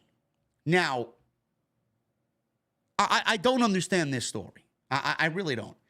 You know, you would think that Dwayne Johnson, who has been asked this for the last few years about a match with Roman Reigns, you would think, and I believe I read somewhere not too long ago that The Rock, you know, WWE wanted to do this match last year at WrestleMania, and The Rock said no. The Rock said no. I want it to, if it's going to happen, The Rock says he would rather have it at WrestleMania 39 in Los Angeles, because The Rock is the biggest Hollywood star in the world, and taking place in Los Angeles with WWE being at SoFi Stadium, that would be a big deal, right? If The Rock said no to last year, I want it to happen at WrestleMania 39, don't you think that The Rock should have been completely prepared for this match at this time, at this stage of the game by now? If The Rock himself held off on the match and requested the match not take place last year, but it take place this year, you don't think that The Rock is in ring shape at this point? John Cena comes back once a year. You don't see John Cena complaining about being in ring shape. John Cena goes out there and still puts on a very good match. How much ring time did John Cena need? Now, I know The Rock hasn't wrestled in, 6, 7 years? Now, I know The Rock and John Cena, they're very comparable. They're not the same level of Hollywood star. They're not the same pro wrestler. John Cena's been there a lot more often than Rock has been. But John Cena, you know, you don't see him complaining about not being in ring shape. He was in one of the biggest matches of the year against Roman Reigns, right? And they had that match. I don't see John Cena complaining about not being in ring shape. John Cena wrestled this past December on SmackDown. You don't see him about, going on and on about not being in ring shape. But The Rock, if you look at The Rock is probably in, for his age, as good of shape as anybody at his age for what he does. He's as in good of a shape as anybody you've ever seen. Now, I know being in physical shape and being in ring shape, cardio is probably what he's talking about, but I can't believe that Rock is not, up there as far as where he wants his cardio to be. I don't believe this story at all. What I look at here, this is the same thing that Edge did last year, right? He was supposed to come back. People were like, "Oh, are you going to be in the Royal Rumble?" No, I'm not going to be in the Royal Rumble. Meanwhile, Edge comes back at the Royal Rumble. He's a surprise in the Royal Rumble and blah, blah, blah. Everybody goes about doing this the same way, right? I honestly think The Rock has seen the rumors and has seen the reports about him being back and him being at Raw 30 and in the Royal Rumble and at WrestleMania, and WWE and The Rock in conjunction with both of each other. They're trying to dumb down these rumors as best as they can. How can they do that? They came up with the fucking excuse, the piss poor one, that The Rock is not in ring shape. Give me a fucking break. Give me a break. I mean, look at Stone Cold Steve Austin. Stone Cold Steve Austin last year wrestled Kevin Owens in a match that was reportedly not even going to be a match. It was going to be a fucking KO show segment. How long do you think Stone Cold trained for that match? That went nearly 15 fucking plus minutes at WrestleMania last year. You think Stone Cold trained for months and months and months and months for that match? I mean, Stone Cold is on Instagram training now, right? He's possibly going to be included in the Royal Rumble. He's possibly going to have a match at WrestleMania this year. All hands on deck for this year's WrestleMania. You don't see Stone Cold Steve Austin at 58 years old complaining about not being in ring shape. He went out and did the business with Kevin Owens. Meanwhile, we got The Rock, who's fucking, nearing 50? Who looks the way he does, complaining he's not in ring shape? And Stone Cold, with his bad fucking knees, didn't complain about not being in ring. I don't believe this fucking story for a goddamn fucking second. I really don't. I don't believe this for one single second. Meltzer noted that WWE was aware The Rock wasn't a sure thing for some time. As time went on, they felt the likelihood had lessened. Meltzer added, I don't know that he's officially turned it down, but the only indication is that it was considered less likely than a few months ago. The Rock has a lot of things going on with his businesses and launching the XFL in February. I don't believe it. I don't believe it at all. Now, there was a report that WWE knew for a while that The Rock could not do WrestleMania 39. Oh, now they knew for a while. Now the reports are coming out that The Rock can't do WrestleMania. Now, we know WWE wanted an answer for The Rock and WrestleMania and what he was going to be doing this WrestleMania season. By the middle of January, they needed an answer.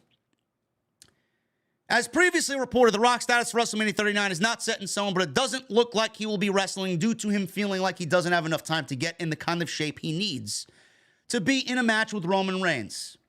Meltzer added, anything is possible, and it's certainly possible he could be keeping everything a secret from all but one or two people. But the word is that he doesn't have the time to get into shape. Bullshit. All along, if he has the time to do it, he will do it. Put it this way. Most are of the opinion that it's not happening, and it's been for months. Those on the inside thought the odds were not good based on that thing because his schedule, there's no such thing as 100% because it's a very secretive business.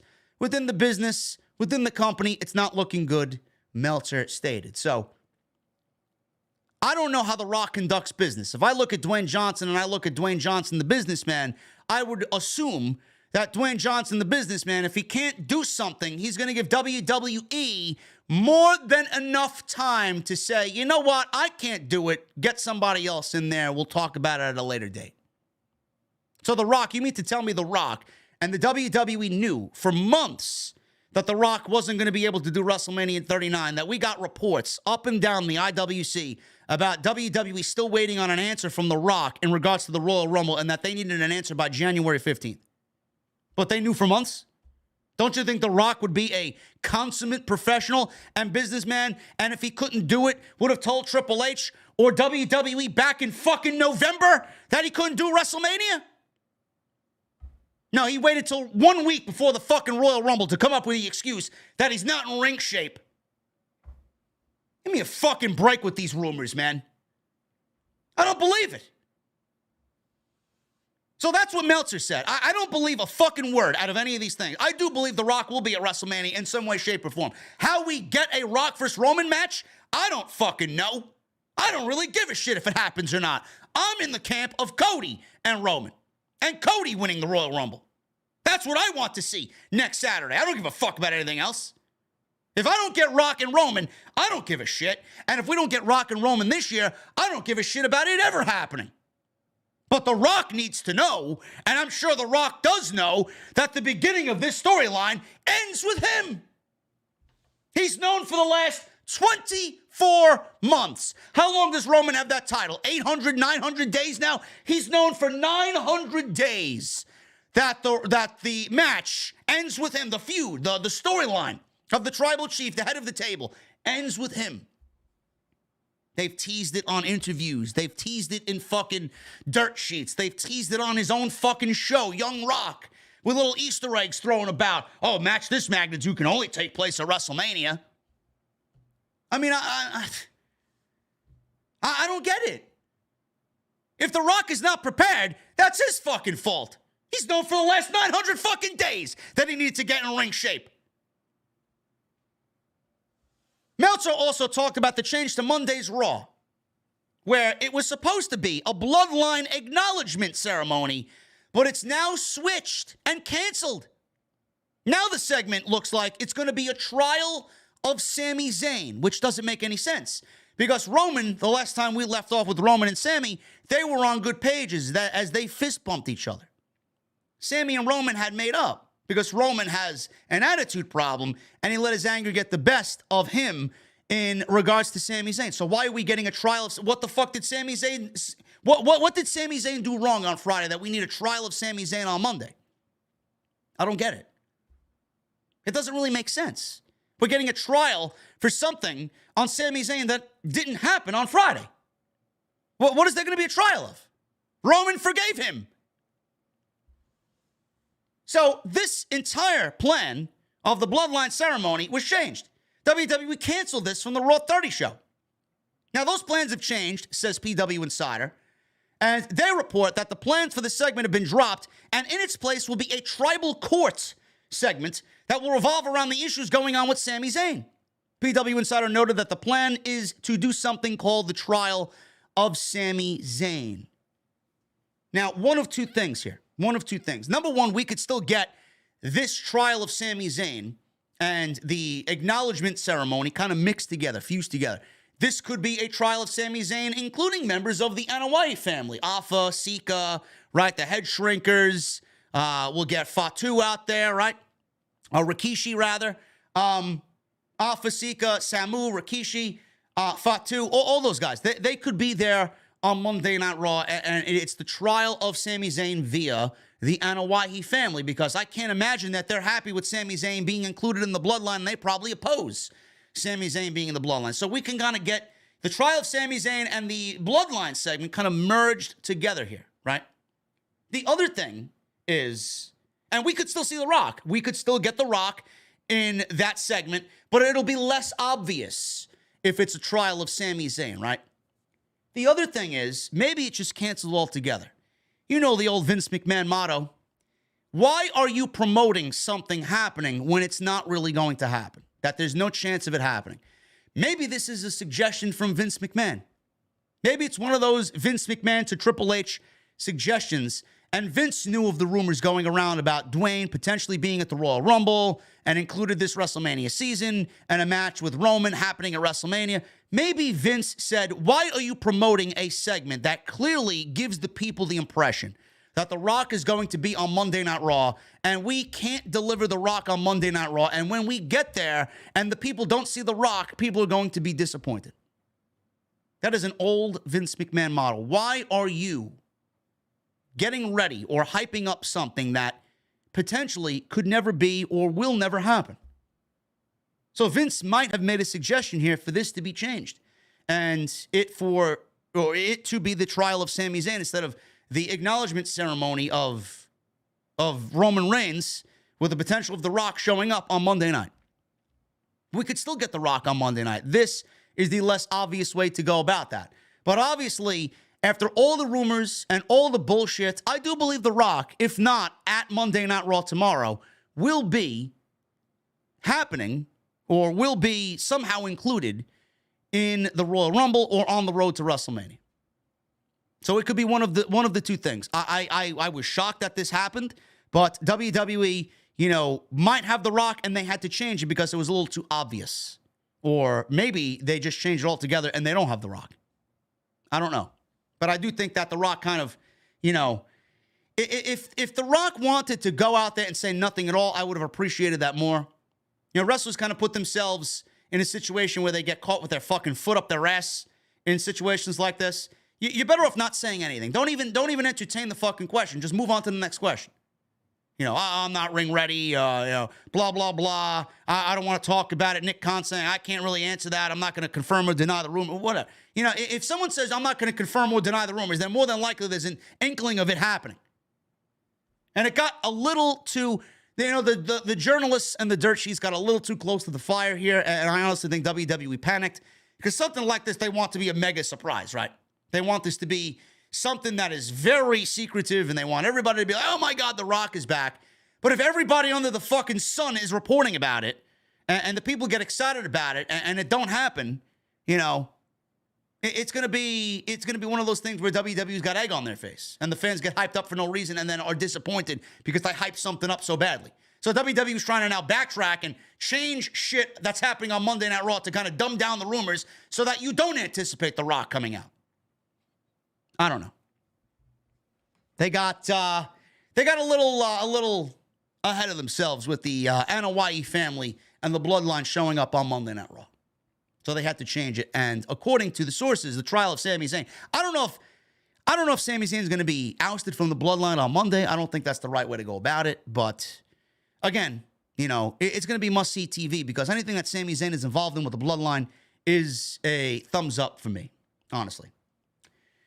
WWE is more than pleased with the surprises for the Royal Rumble. There's been a lot of chatter on social media this week about Cody Rhodes being announced for the Royal Rumble instead of being a surprise on Saturday nights. I don't mind Cody Rhodes announcing his inclusion in the Royal Rumble because we all expected it anyway. So why waste the surprise?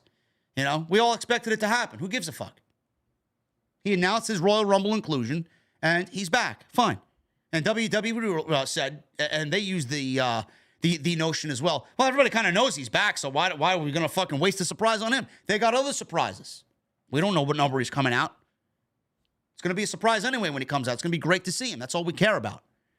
Many expect a Rumble return, so it made sense to announce him before the show anyway because it's another selling point. But there are other surprises planned, and apparently WWE management is very happy with the names that they have planned to be there. WrestleVotes, who has broken many WWE a scoop in the past, reports that the company is more than pleased with the surprises they have lined up. They say on social media, and I quote, asked a source the reasoning behind Cody's Rumble return being announced as opposed to a surprise. Source says it's twofold. One being that nearly everyone expected it to happen already. And two, source states that they're more than pleased with the other surprises they have lined up. That leaves the question of who's going to be in the Royal Rumble. Obviously, big names like Logan Paul, John Cena, Stone Cold Steve Austin have all made lists of people that could be a surprise entrant in the Royal Rumble. Pat McAfee's another name. Goldberg, God forbid, could be in the Royal Rumble. Brock Lesnar's name has been advertised for the Royal Rumble. Who knows what role he's going to play in that. We may see a Bobby Lashley and Brock Lesnar showdown in the Royal Rumble. I don't know. Other options, Matt Cardona is a big name being thrown around. I heard rumor that Kairi Sane is being courted for a Royal Rumble appearance. I don't know how likely that is. WWE, they have the potential. I know he's retiring this month, I believe, right? WWE could end the Great Muta's career with a Royal Rumble inclusion. Triple H would love to have that happen, right? WWE sent Shinsuke Nakamura over to Noah, Pro Wrestling Noah, to wrestle the Great Muta at the turn of the new year. We could see, in turn, Noah having Great Muta wrestle for the WWE in the Royal Rumble and have him have one last hurrah in the Royal Rumble. We could legitimately see that, and Triple H is the type of guy that will facilitate something like that happening. So the names that they have, I'm sure that they're very happy with the names because this is an open field. WWE doesn't announce all the names in the Royal Rumble at this current time. During the present day, they don't announce all the Royal Rumble participants. So we could have 3, 4, 5 different surprises here for the Royal Rumble, which is great. And the ladies as well. Chelsea Green is another name. Deonna Purrazzo is another name. We could see different people. Mickie James was in the Royal Rumble last year. We could see, people come over from Impact as well in this thing. Triple H obviously wants more of an inclusion with other promotions. This is something that he's always talked about and something that he's always desired for WWE to work with other promotions. So we may see other promotions be featured in the men's and women's Royal Rumble. Chelsea Green is the biggest name because, according to reports, she's already signed with the company and they're just waiting to debut her. And there's no better way to debut somebody than in the Royal Rumble. So we could see a lot of different names. I hope there are some NXT names in the Royal Rumble. Carmelo Hayes would go a long way in the Royal Rumble. A Braun Breaker would go a long way in the Royal Rumble. We could see a Nikita Lyons for the ladies, maybe a Roxanne Perez, a Cora Jade. Some of the ladies that have been a staple on TV, Tiffany Stratton, and some others there, Wendy Chu. they could be in the Royal Rumble. WWE's more than enough women on that roster to fill 30 women in the Royal Rumble without having to go get an Alicia Fox or Candice Michelle or fucking Cameron. We don't need shit like that in the Royal Rumble. So I think WWE is going to surprise us on Saturday, and I'm very excited to see what they got planned for the Royal Rumble. Does that include The Rock? I don't know. I hope The Rock is not in the Royal Rumble. I hope he does not win the Royal Rumble. I hope it's not even insinuated. Cody Rhodes should win the Royal Rumble, and I'm going to say it again. Cody Rhodes, number 1. Seth Rollins, number 2. And they are the first 2 and the last 2 in the Royal Rumble. And instead of having another feud between the two, because Cody was the person that was beat up by Seth Rollins before he went to go get surgery, the last thing that Seth Rollins saw was Cody Rhodes and vice versa. You end that little riffraff in the Royal Rumble in the final 2 with Cody eliminating Seth Rollins, and he goes on to WrestleMania. Who I think will be in the final 4, I could see Austin Theory in the final 4 for sure. Other than that, Cody, Seth, and Austin Theory are my 3. Having a 4th is going to be a difficult task. It could be anybody. Maybe an NXT talent. We don't know. Could be a Carmelo Hayes. Could be a Braun Breaker. I don't know. Could be The Rock, for all we know. I hope to God not. He does not need to win the Royal Rumble if they want to include him in a match with Roman Reigns at WrestleMania.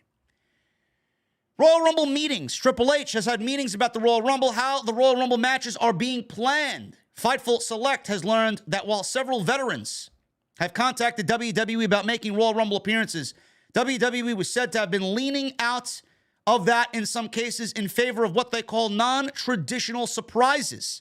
Unsure of what that meant, creative and producers were soliciting pitches for such a thing. Last year, WWE were adamant in leaning out of NXT names appearing in the Royal Rumble match. Well, that's because Vince McMahon booked the fucking thing with Shane McMahon, and it got blown to shit. In addition, Fightful was told that as of last week, Ronda Rousey actually wasn't planned for the Royal Rumble pay-per-view. At the time, she lost the title, which can clearly change. Until December, Rousey was scheduled for the show in a singles match. In addition, Fightful was told that WWE was very confident in their women's roster, as is with the hires and call-ups over the last year, and how it would play into the Royal Rumble match. Last year, WWE had to call numerous veterans because mass releases led them to a depleted roster. Jason Cade has also been brought in to help with the Royal Rumble, and TJ Wilson will be on hand. Last year, Wilson, Tyson Kidd, wasn't around, and WWE had to fly Fit Finlay in to help. The Royal Rumble matches this year are going to be vastly different, especially for the ladies. Triple H, the reason why he brought back so many women to the WWE was to load up the Royal Rumble, because he saw, watching from home, what the Royal Rumble looked like from his vantage point, and it was terrible. WWE did not give a single shit about the Women's Royal Rumble last year, so much so that they booked it the same exact way that they did the year prior. Nothing was different, and it came off. Honestly, the Women's Royal Rumble last year was the worst Women's Royal Rumble match that they've ever done. And Triple H is going to change that this year, and with Tyson Kidd being back and, you know, his presence there, it's going to be a much better Royal Rumble. With Triple H in charge, it's going to be a much better Royal Rumble. They got more than enough women on the main roster, and with who Triple H and Shawn Michaels want to get together and correlate with, because you know they're going to butt heads and they're going to get who they need to from NXT in the Royal Rumble. Triple H is absolutely going to include NXT in the Royal Rumble. Triple H is not going to leave NXT out. Vince McMahon would leave NXT out because he didn't give a fuck about the brand. It didn't exist to Vince McMahon, and he didn't want that. Like, who the fuck are they? Why am I going to put them in my Royal Rumble match? I'm going to go and get a fucking Maurice in the Royal Rumble. That's exactly what Triple H is going to do. He's going to include NXT. There's no need for traditional surprises here. Give me who you have and get people over on NXT to get over in the Royal Rumble. Build some confidence and build some star power with what you got and put it in the Rumble match. The Rumble match is a star-making match. It's not difficult to book a Cora Jade to last 20, 25 minutes in her first Royal Rumble, or Nikita Lyons to have 4 or 5 eliminations in the Royal Rumble. I think that would be a better way to go instead of bringing back fucking, you know, Candice Michelle, who's going to last 60 seconds and then get eliminated by somebody who's on the roster full-time. It sucks. It's not what I want out of a Royal Rumble. Same thing for the men. They got more than enough men in the Royal Rumble to fill that Rumble match for 30 instead of bringing in fucking 10 to 12 surprises. So I'm liking the idea of the creative moving forward for the Royal Rumble. Naomi. I've talked about Naomi possibly winning the Royal Rumble. That's my choice. I think Naomi is the clear-cut winner for the Royal Rumble if she is back as a surprise for Saturday night. Trinity Fatu hasn't wrestled since May when she walked out of WWE and was suspended. Fightful sources have long claimed that not only was Naomi's contract close to expiring at the time of the walkout, but that both sides seemed excited to extend the deal.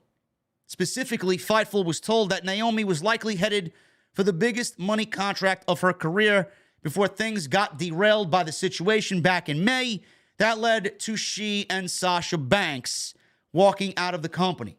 There were sources in the fall who claimed that Trinity maintained positive contact with WWE, though we haven't been able to verify that as it was kept close to the vest if so. In light of the Bloodline acknowledgement ceremony, which is now canceled, many thought that Naomi would possibly show up on Monday Night Raw. One WWE higher-up said that they claimed there had been contact between two sides and that they are confident Naomi will be in WWE again. That higher-up did not provide a timetable on Naomi's possible return. You know, I talked about this on Friday. Naomi was likely headed for the biggest money contract of her career.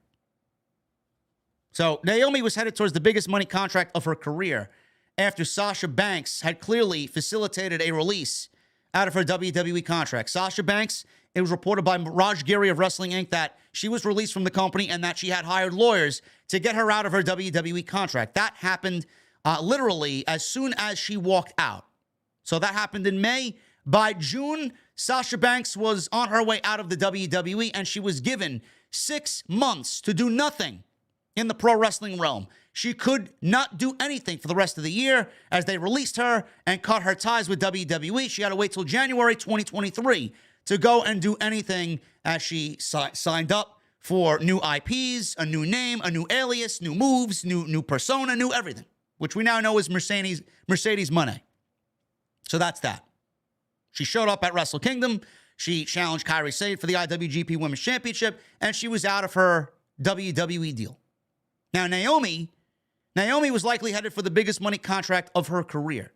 Now, Fightful sources said that Naomi's contract was close to expiring at the time of her walkout, which happened in May.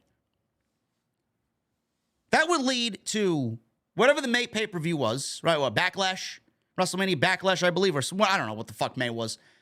Then we go into Hell in a Cell in June, which I'm assuming is the pay-per-view where they wanted, as you guys recall, the reports where Naomi was scheduled to wrestle Bianca Belair for the Raw Women's Championship, and Sasha Banks was scheduled to wrestle Ronda Rousey for the SmackDown Women's Championship. Vince and Bruce wanted Sasha and Naomi to stop having a tag team run to go put over Bianca and Ronda Rousey individually, okay? Clearly, they walked out because they didn't believe that was the best course of action for the tag team division.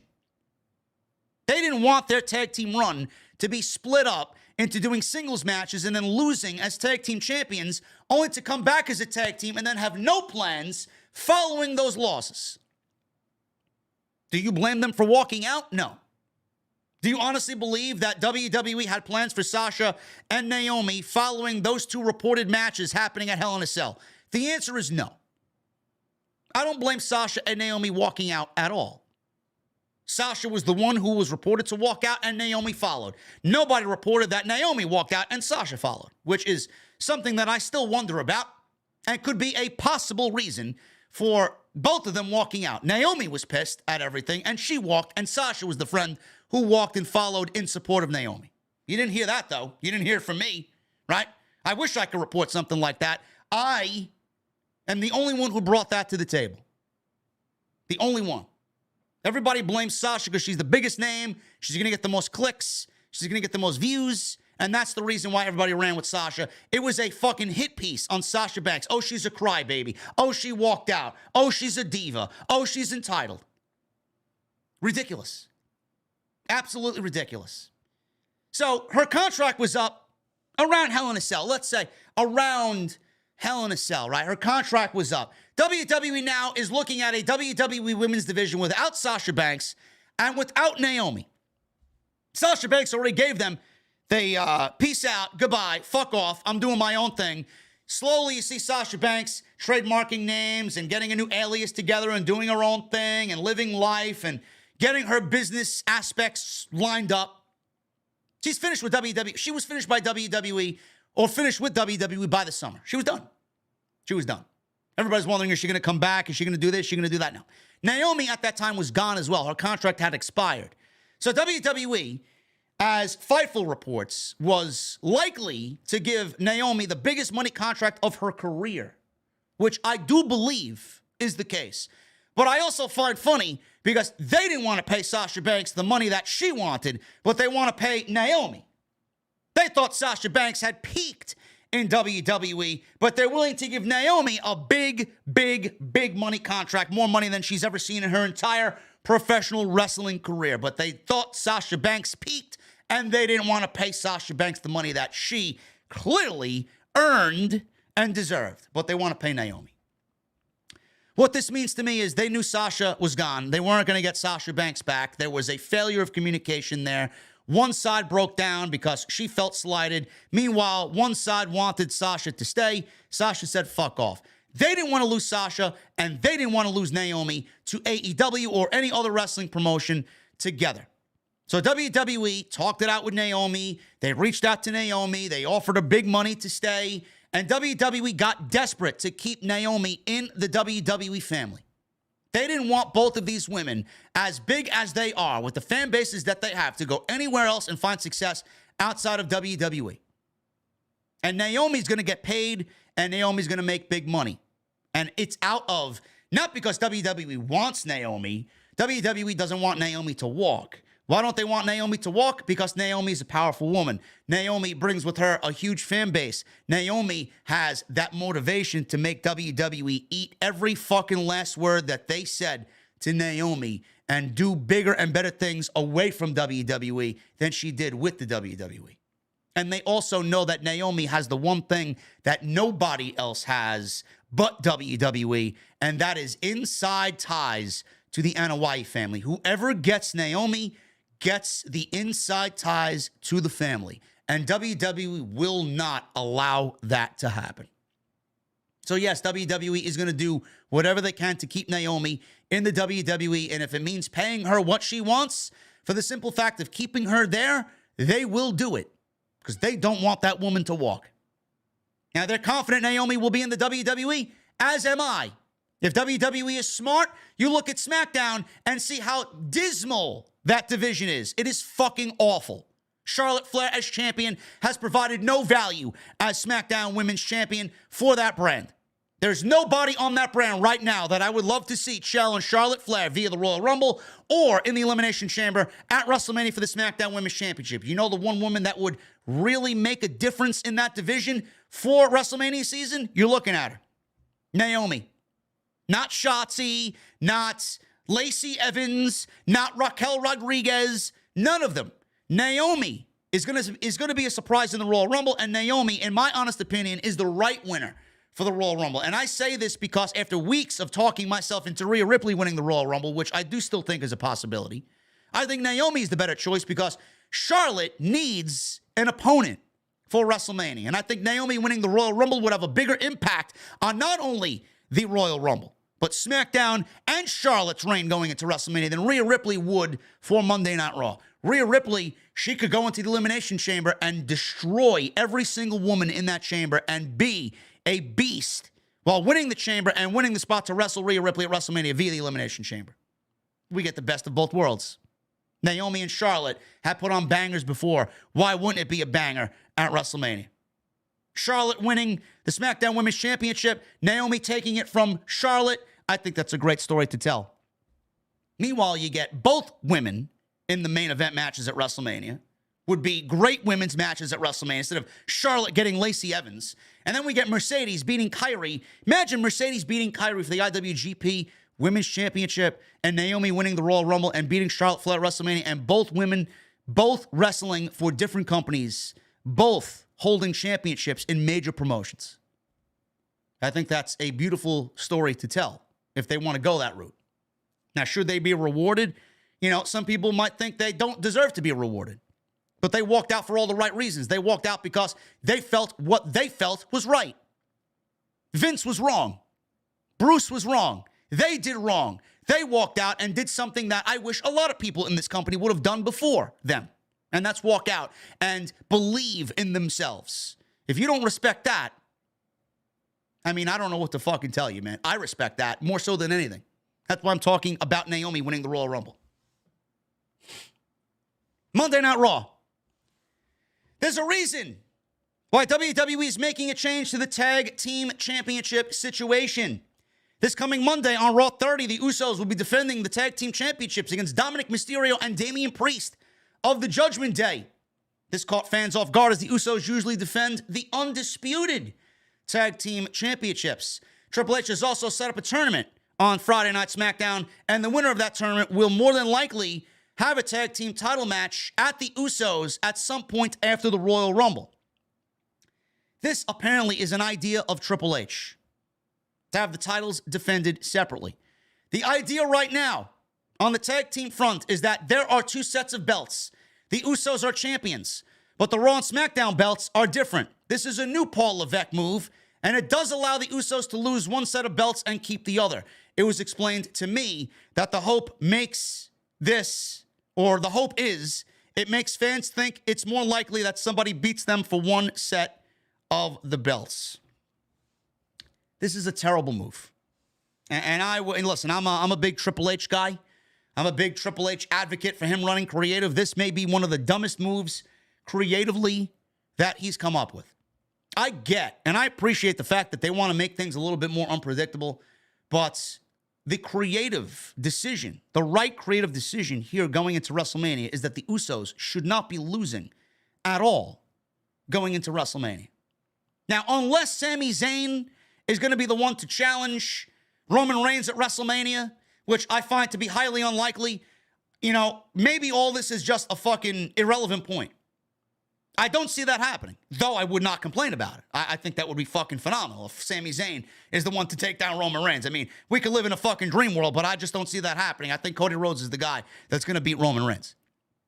But if the idea that we've all run with for months is Sami Zayn being kicked out of the Bloodline, aligning with Kevin Owens, they join forces to take down the Usos for the Tag Team Championships, why on earth would you have the Usos lose before WrestleMania and that match between Sami Zayn and Kevin Owens? I don't understand that. Like, nobody expects Dominic Mysterio to beat the Usos. Now, Judgment Day is great, but I don't want to see them beat the Usos. The Banger Bros on SmackDown, you see this tournament is clearly set up for the Banger Bros to win the tournament. It's going to be Drew McIntyre and Sheamus. I don't even want Sheamus. No matter how much I adore and love Sheamus, I don't want to see him win the Tag Team Championships with Drew McIntyre either.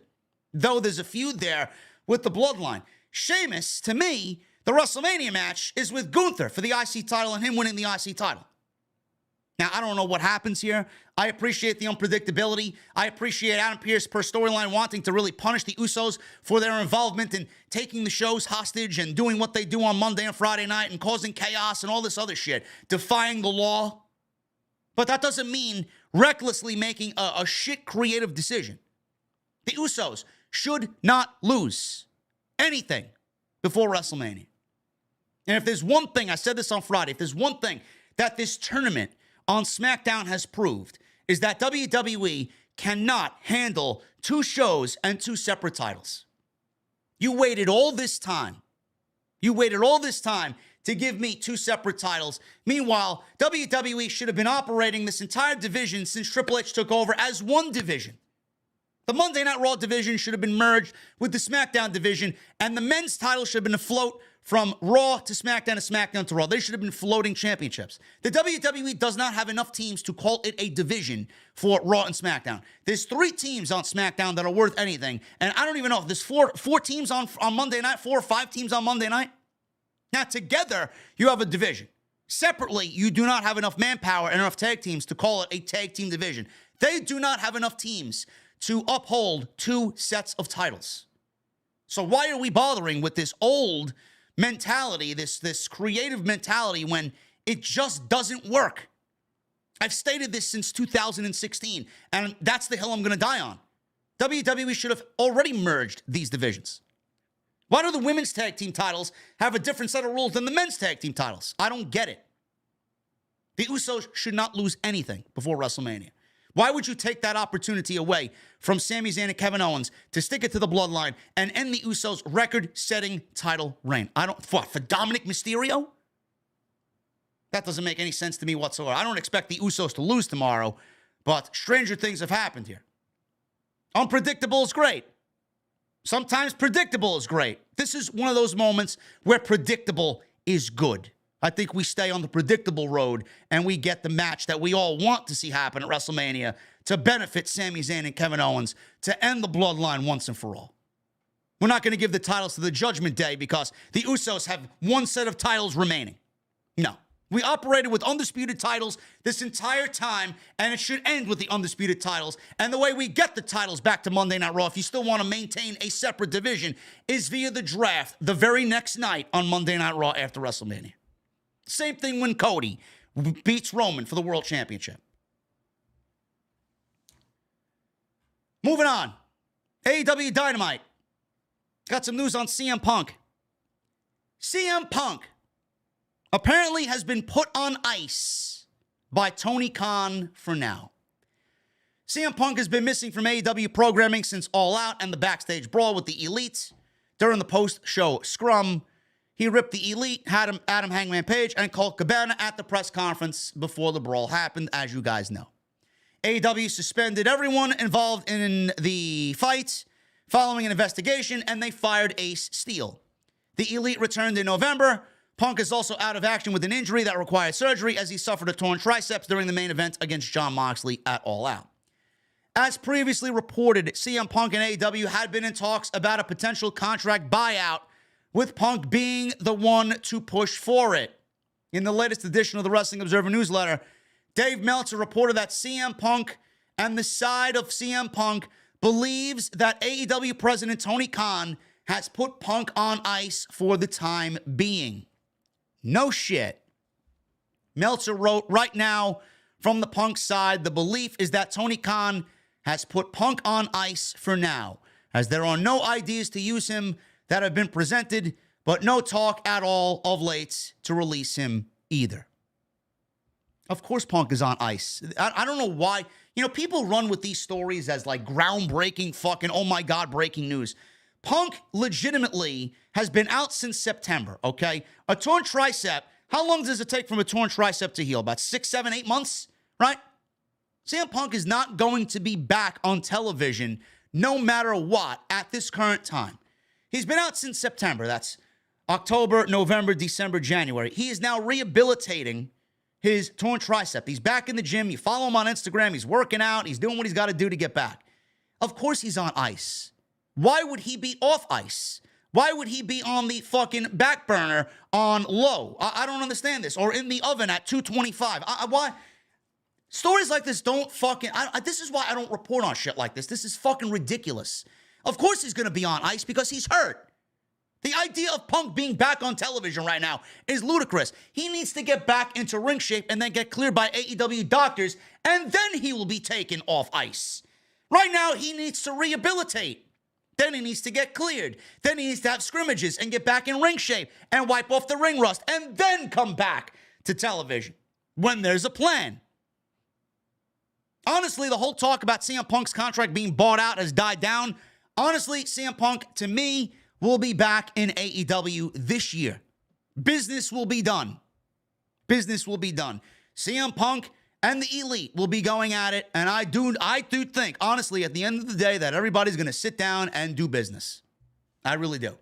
It would be foolish for them not to. I think cooler heads prevailed in this case, and I do think that with AEW right now, you know, having great television and WWE going through a very tumultuous time with Vince McMahon being back, now AEW sees the time to strike while the iron is hot, and there's no better way to answer all of WWE's bullshit than with Punk coming back and them doing business and making money and creating memorable television. I do think that Punk will be back. And that is all I got, guys. That's all I got for you as far as the news is concerned right here on OTS. We had a lot to cover, and I am glad you guys hung with me tonight to go over all the news this week. We had a lot to cover.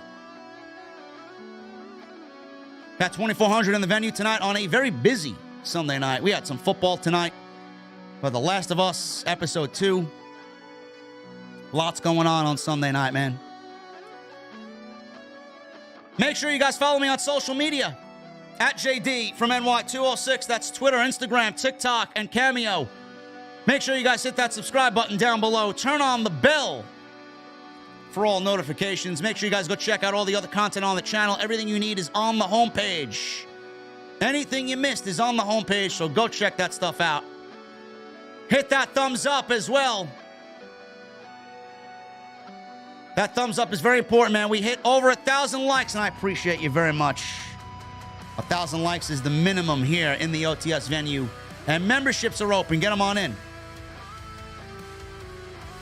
Super Chats are also open. It's last call right here on OTS. Sponsored by Blue Chew. BlueChew.com. Code JD at checkout. Guys, confidence is a great thing, man. Confidence is a great thing. My guy, Dr. Evil Genius, and I on Friday, man, we did some good shit in the gym, man. I've been hitting the gym 3 days a week with my guy who's a personal trainer. My confidence was at an all-time high leaving the gym on Friday because of what we accomplished. And it's going to take me into tomorrow's session. The rain is probably going to put a hamper on me, but the gym tomorrow should be interesting. And confidence can take you far, man. It can take you far in all aspects of life, even in the bedroom, especially when it comes time to step up to the plate. That's where Blue Chew comes in. Blue Chew is a unique online service that provides the same active ingredients as Viagra and Cialis, but in chewable tablets. And at a fraction of the cost, you can take them anytime, day or night. Plan ahead and be ready when the opportunity does arise. It's not the only thing that's going to be arising. The process is very simple, man. Sign up at BlueChew.com, consult with one of their online medical providers, and once you are approved, you're going to receive your prescription within days. The best part, it's all done online, so no visits to the doctor's office, no awkward conversations, no waiting in line at the pharmacy. And Blue Chew's tablets are made in the USA, prepared and shipped direct to your door in a very discreet package. They always say first impressions are key, guys. What about lasting impressions? Well, Blue Chew, that first impression is going to be a lasting impression. No doubt about it. So if you guys want to benefit from that extra confidence when it's time to perform, Blue Chew is where it's at. $5 shipping and handling is all you guys got to cover. You're going to get your subscription for free when you use promo code JD at checkout. Your first month is going to be free on me using promo code JD. BlueChew.com. And I want to thank them for sponsoring the podcast right here on OTS. Super Chats. Let's see what we got, man. I want to start off at the top.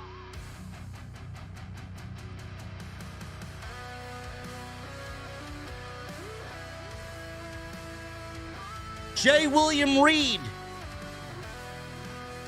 $2 Super Chat. Today's my wife's birthday. My wife Valerie's birthday. I love her. Happy birthday to J. William Reed's wife, Valerie. Let me see some birthday cake emojis in the chat. Noah Tacone with a 6-month membership. Don't usually get to watch live that much, but always watch the next morning. Hashtag OTS for life with a 6-month membership. Appreciate you, brother. I know a lot of people were doing a lot of different things tonight. The podcast will be in your sub boxes. No doubt about it. John in West Texas with a new membership. John, what the fuck are you drinking, brother?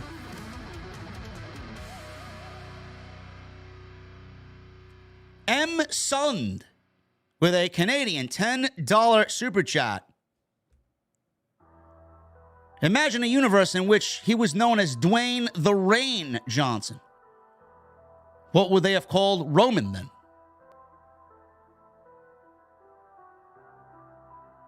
It's a good question. I think Roman Reigns is a great fucking name. Dwayne the Rain Johnson? Doesn't have the ring to it that The Rock does. Paul David with a 13 months. Cowboys and 49ers are tied at 9 midway through the third quarter. Who won the game? Did the Niners beat the Cowboys? Are there any Cowboy fans crying tonight? Thank you for 13 months, brother. What are you drinking tonight in the OTS venue? Danny in Oak Park with 1 month. He says, let's do this. And then a $2 super chat. Let's do this. Says Danny in Oak Park. Thank you, bro. Jeremy, 2006. And Craig Reeves become members tonight on the OTS VIP Club.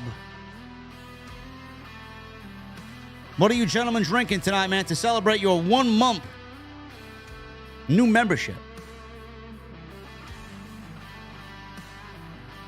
Tenario 128 with a $5 super chat. JD, what is your favorite Royal Rumble match and moment? My favorite Royal Rumble match is 1992. My favorite Royal Rumble moment? Probably when Stone Cold Steve Austin eliminated Bret the Hitman Hart by crawling back into the ring and Bret having a fucking absolute meltdown in front of Vince McMahon during the 1997 Royal Rumble.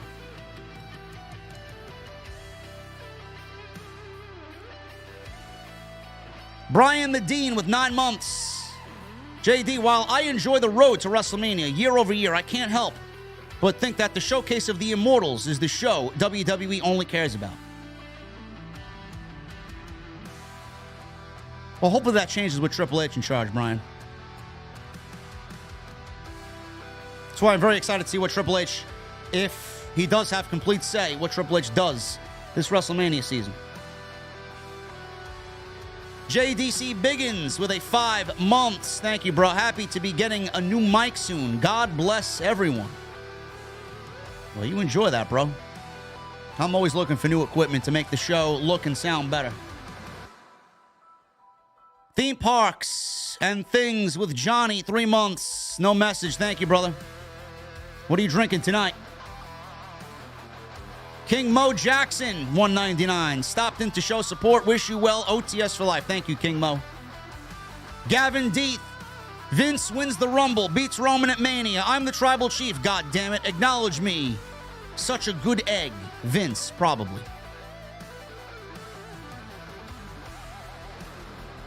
Yeah, Gavin, don't ever put that in the universe, bro. Mark Alain Lazaro with a 50 in his currency. I wish YouTube would tell me which currency that is. Free Top G Logan is an agent of the Matrix. JD rules.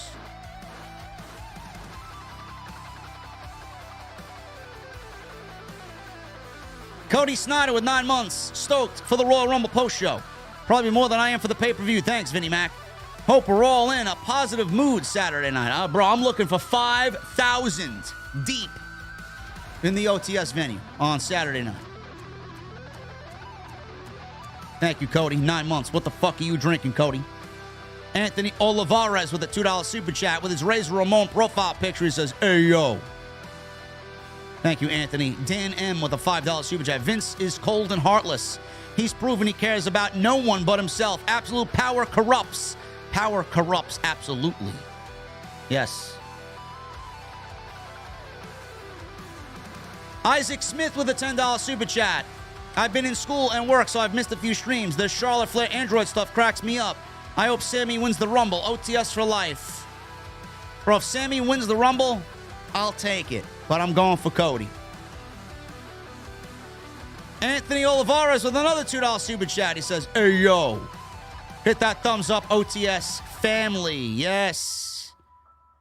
New Bendy Comic Dubs with a 5 months. I was booing Cody out of the building at Grand Slam, but this is it. Cody needs to win that Rumble and beat Roman. What's your favorite Cody Rhodes match? JD. Probably the one with his brother, bro. Probably the one with Dustin. And then probably second, Sammy Guevara in that ladder match. Tenario. I can't forget the Shield match either with Goldust. I thought that was great. Tenario, 128, $5 super chat. Do you see Solo Sikoa being in the Final Four? Yeah, I could see Solo being there. I mean, Triple H has booked Solo pretty brilliantly, so I would not doubt Solo Sikoa being in the Final Four. Justin with a 199 Super Chat. 49ers beat the Cowboys. They face the Eagles next. Should be a good game. Russell Wagner with 15 months. JD, thank you for doing the small things for the VIP club. It makes us feel a little part of your show. Sundays, the voting. Keeping up the great work. Thank you, Russell. I appreciate you, brother. Really appreciate my VIPs, man. 6 new members tonight. It's awesome. I'm hoping to get some gifted membership soon. I want to try and get this squared away this week. I know the reason why I can't do gifted memberships on this channel. Mike New York with the $2 Super Chat. KO gonna say he signed Sammy's name, some say. I don't think so, bro. I don't think that's the case. Why would he do that? Why would he give up a title shot against Roman Reigns for Sami Zayn? I don't understand that. We'll see what happens. Jeremy 2006 with a 16-month membership. Dem Boys for life. Love being a part of the family. OTS for life. Jack and Coke, please. Make it a double for Jeremy. M. James 2000 with a Canadian $5 Super Chat. Do you think Gargano will be in the Rumble with his current injury? I'd like to see him. I feel like he would be a great Iron Man if it is in theory. I'd like to see that too. I think Johnny Gargano would fare well in the Royal Rumble, especially booked by Triple H. And Joseph Taylor, $2 Super Chat. My favorite Cody match is the dog collar match with Brody. Also a good one, but I enjoyed the match with Dustin. Had Double or Nothing, and the match with Sammy on Dynamite, and that great ladder match. A little bit better. Guys, thank you for a great stream.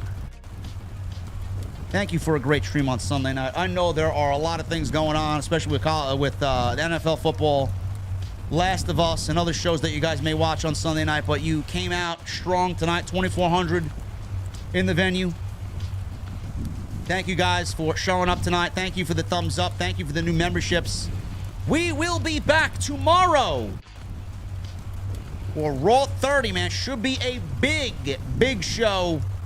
Raw 30 live with the post show on OTS. It's going to be a great show. Guys, please hit that thumbs up. Follow me on social media at JD from NY206. That's Twitter, Instagram, TikTok, and Cameo. Please hit that subscribe button down below. Turn on the bell for notifications. And I'm going to need that music turned up to max. Guys, I will see you tomorrow night live in the venue for Monday Night Raw 30th anniversary right here on Off the Script. I'll see you guys later.